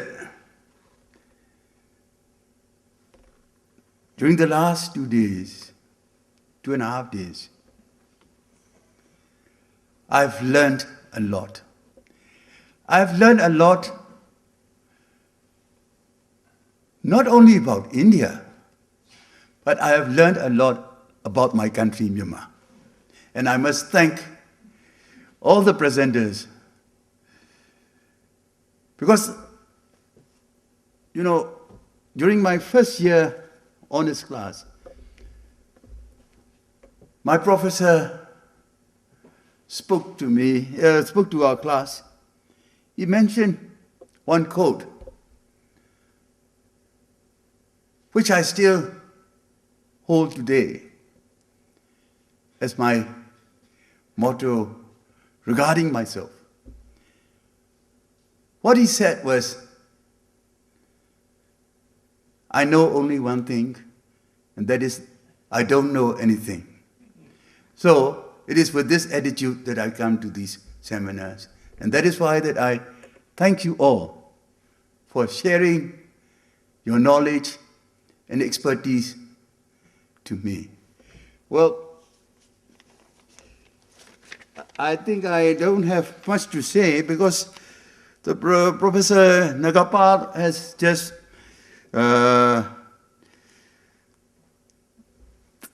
said about takeaways. So, but let me, on my own, just add a few comments because I have lots of papers.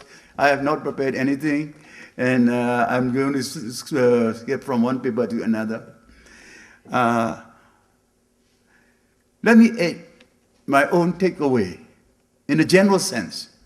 I'm not going to talk about the top the subjects because the subjects are, I think, has already been covered by Professor Nagappa. One thing which struck me, which I hold very dear about this seminar, is that I have the sense of the feeling of spirit and goodwill and friendship towards our country.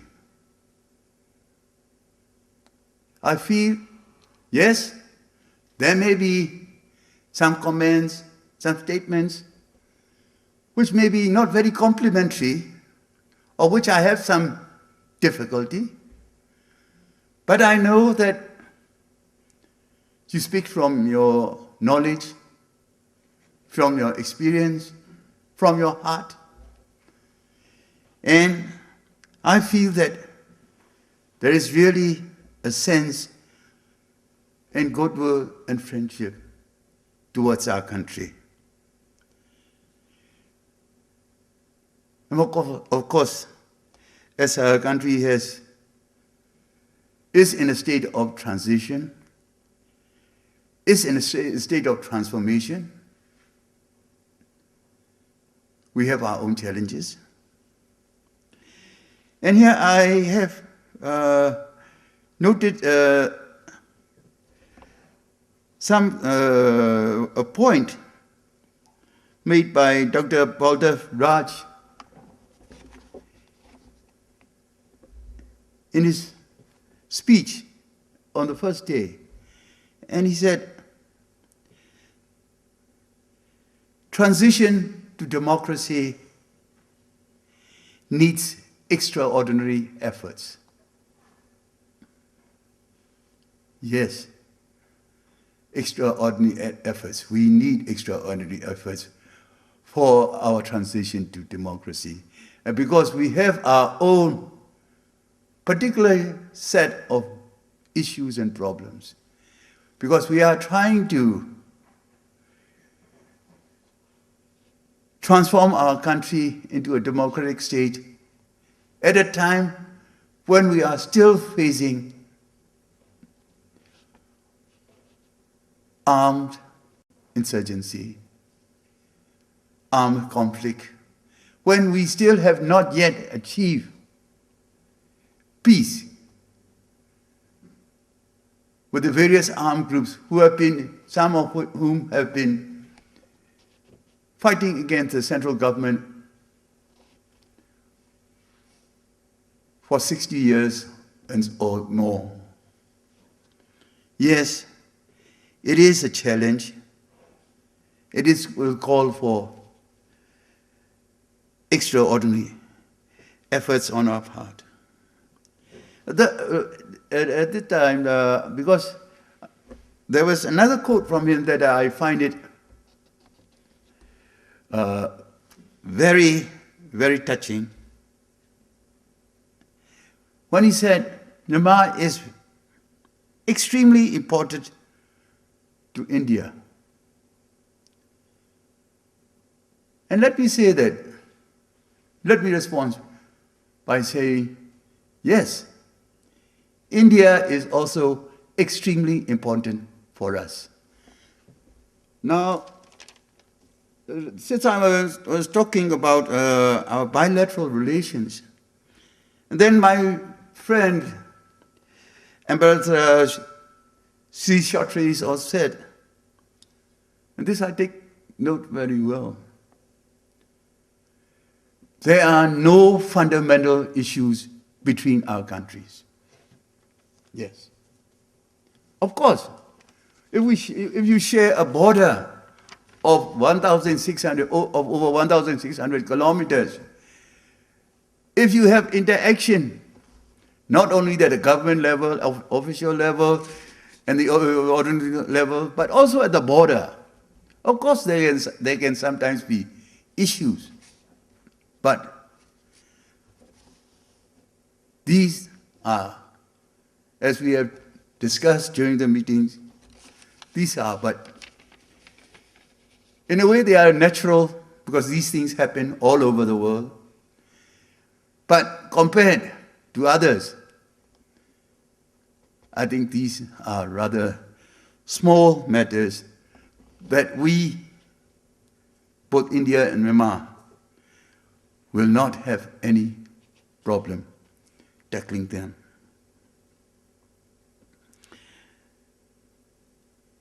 And there was another statement by the ambassador that I fully agree. Our Myanmar-India relations, yes, we have good relations, but I think there is still a long way to go for us to further strengthen, expand, and consolidate for the mutual benefit of our two countries, of our two peoples. And in this regard, let me say that I was greatly encouraged by the recent comments of your Prime Minister. With your permission, I would like to quote, during his meeting with our Foreign Minister on the 16th of this month, this is just a few days ago. And this is what he said. India attached the highest priority to its relations with Myanmar. Well, what more compliment can you pay to a foreign minister than the head of government saying, we pay the highest, we attach the highest priority to your relations. And he also reaffirmed his commitment, and this I quote, to deepen the bilateral relationship in all areas, including in politics, economics, and security spheres, and also importantly, people-to-people contacts. Moreover, he went on to add that he would like to reaffirm India's position as a reliable partner in Myanmar's development and highlighted the importance of Myanmar for peace and stability in the region and for India's connectivity with Southeast Asia. I think I can't agree with him more, because even as India attaches great importance, or as the greatest importance, Myanmar also attaches importance to our relations with India. We have followed the progress, the achievements made by India in various fields, and we rejoice with you for your achievements, for your accomplishment in every field. Well, because of Mr. Nagappa, he was showing me around the library this morning also. As I said, in all fields, starting, because he is here, from rocketry and satellite, to the cottage industries. In education, we have greatest respect for Indians in education. And also, your social services. And so, what do we expect from you, from India? We look to India not only as a neighbor, as a friend. We look to you as a friend. But more than as a friend, as a partner for progress. We are in transition, and as Ambassador Sisatri has said, there is no case of turning back from our march to democracy. But we are going to need the help of our friends. India, as we can see also from this morning when we were talking more about the economic side, had made great strides in economy, science and technology, and even in liberal arts. I think and I believe that India can help us develop our science and technology. In fact, you know, we have sort of given a list of the things that we want to do, you know, to have more cooperation from India. And this include, if I may, with your permission, one is to increase trade. There is still a great potential. You know, we had our trade minister, our commerce minister said he hoped that by 2020, right? Because right now we are about between $2 and $3 billion in our trade, for 20 billion by 2020. Well, I think that's a little bit ambitious, but the thing is that we want to increase trade. We wish for increased trade with China, with India, but if I may be so bold as to add to my Indian friends, you also have to work to make your products known, to make your products more familiar, to make your services more acquainted with our people. Because this is one thing that I find, that the knowledge, of course, there are always exceptions. There are the people who have dealt with India for decades, but that's another matter. But for the ordinary people, I think there is an information gap about the capacities, about the abilities, about the performance of India in various fields.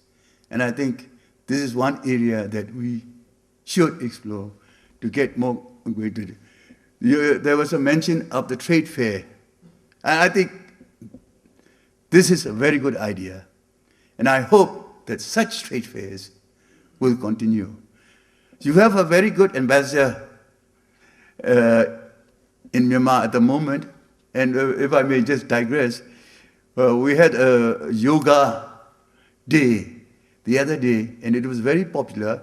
It was shown live on TV. Well, this is regarding one thing. And another sector that we would be very interested is the development of small-scale industries. This is one area, I think, because India has been quite successful. And I think, because our industry, well, with due respect to to our Myanmar colleagues also, you know, our industry is still more or less in a nascent stage. And we need to grow. And especially, we have very limited heavy industry. And most of our industry is in the small scale, or shall I say, SMEs.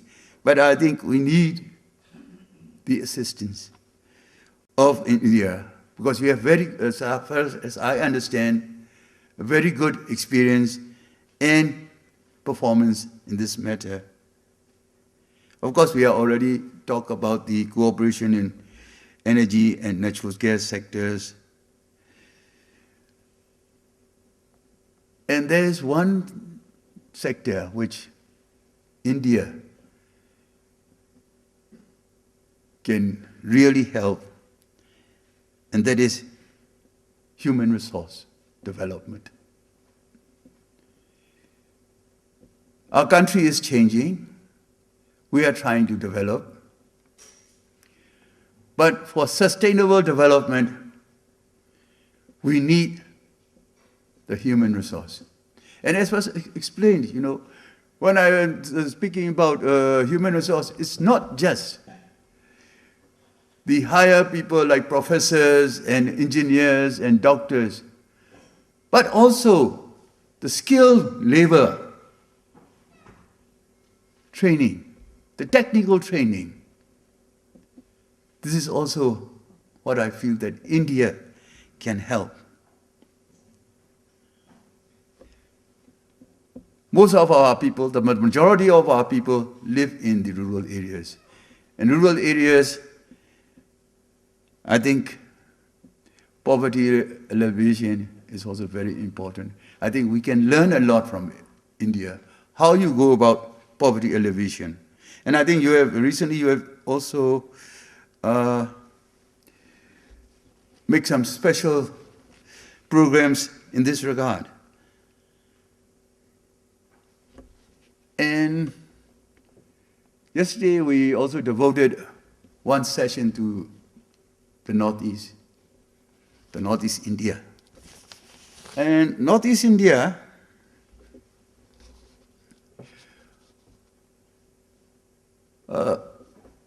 Professor Nagappa, when you talk about these areas being not very populated and being backward, well, I was wondering whether you were talking about India, Northeast, or whether you were talking about our areas bordering India. Because these places have very few people, very few resources. As mentioned during our discussion yesterday, there are on our side, 3 regions border India: Sagai, Chin, and Yakai, or Arakan. And let me say, we have 7 states, more or less in the center, and 7 regions, 7 regions in the center, and 7 states where the national races or ethnic races live. In terms of our 14 states and regions, in economic terms, Rakhine is the poorest. Rakhine, which borders you, is the poorest. So sorry, Rakhine is number 2. Chin is the poorest. Chin is the most economically backward region in our country. And Rakhine is number 2. I'm not an expert, so I don't know really how, but after listening to the deliberations yesterday, I cannot but come to a conclusion. Yes, there is a need for our 2 countries to develop these areas, and there is also a need for our 2 countries to improve. First of all, let us speak about connectivity and to improve, to give priority to the development of these areas. Unfortunately, I don't know about from the Indian side, but from our side, development of these areas are not of the highest priority in the government. But unless these areas develop, and I think in the development of these areas, I think the linkages between your side and our side is very important. Because I can say this, with a certain amount of assurance, because I've been to all the areas in the Chin state. I've been to Reith. Of course, unfortunately, I have not been to the remote areas of Sagaing. But I think this is one area that we have to work together. And before closing, let me also address another issue that we in Myanmar, at the policy level, we are happy that India is growing in power. When I say in power, economic power, diplomatic power, military power, political power. As I said, we attach also attach great importance to our relations with India. As such, we welcomed, previously it was Look East, now I think with the Prime Minister, it is your Act East policy.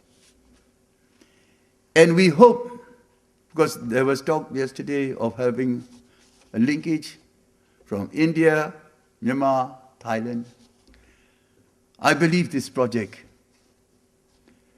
should be encouraged, should be given priority, because this will benefit all three countries. And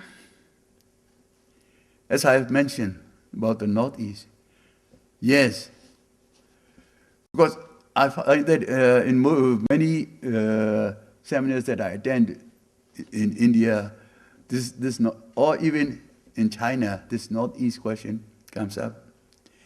Yes, I think, first of all, I think it is incumbent on both governments in both nations to give more priority to the development of these areas, because they are really, even in our case also, I would not like to say about India, in our case also, the most economically backward, or let me say less developed region. And the thing is that, like, as I said, I've been to Chin, all the main cities of Chin area, since we flew by helicopter. The thing is that there is not only even the land for agricultural development. It is not going to be easy. And unless the central government, I don't know about India, but from my personal perspective, without the help of the central government, without the commitment of the central government, these areas will not develop. And that is why that we hope that these areas will develop on our own, and at the same time will serve to connect our two countries and to bring further development to the area. I believe I've taken too much of your time, so thank you very much. Because I speak from my heart. Let me say, I speak from my heart. Thank you.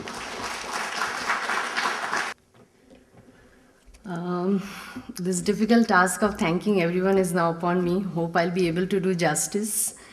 Firstly, I would like to thank all the distinguished speakers and participants who, despite their busy schedule, could make it, actively engage in each session of the conference and make this conference a grand success. Hope you'll be able to spare some time and go around the city.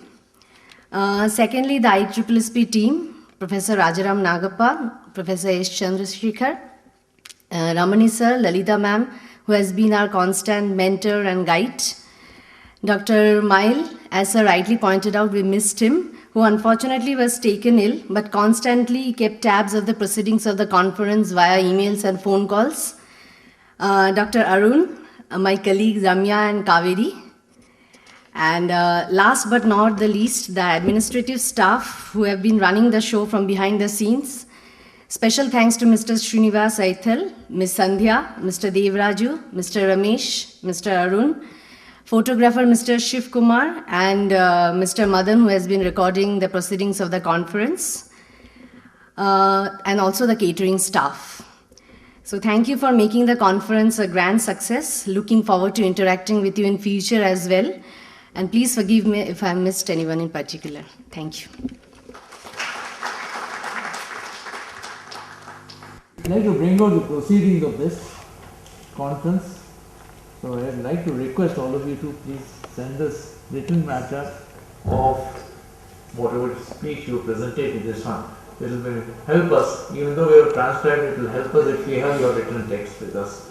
So request each of you, both the speakers from outside India as well as from India, to give us the written material here this one. Thank you very much. I know it's a little bit of a task, but then request you to spare the time for that. Thank you very much.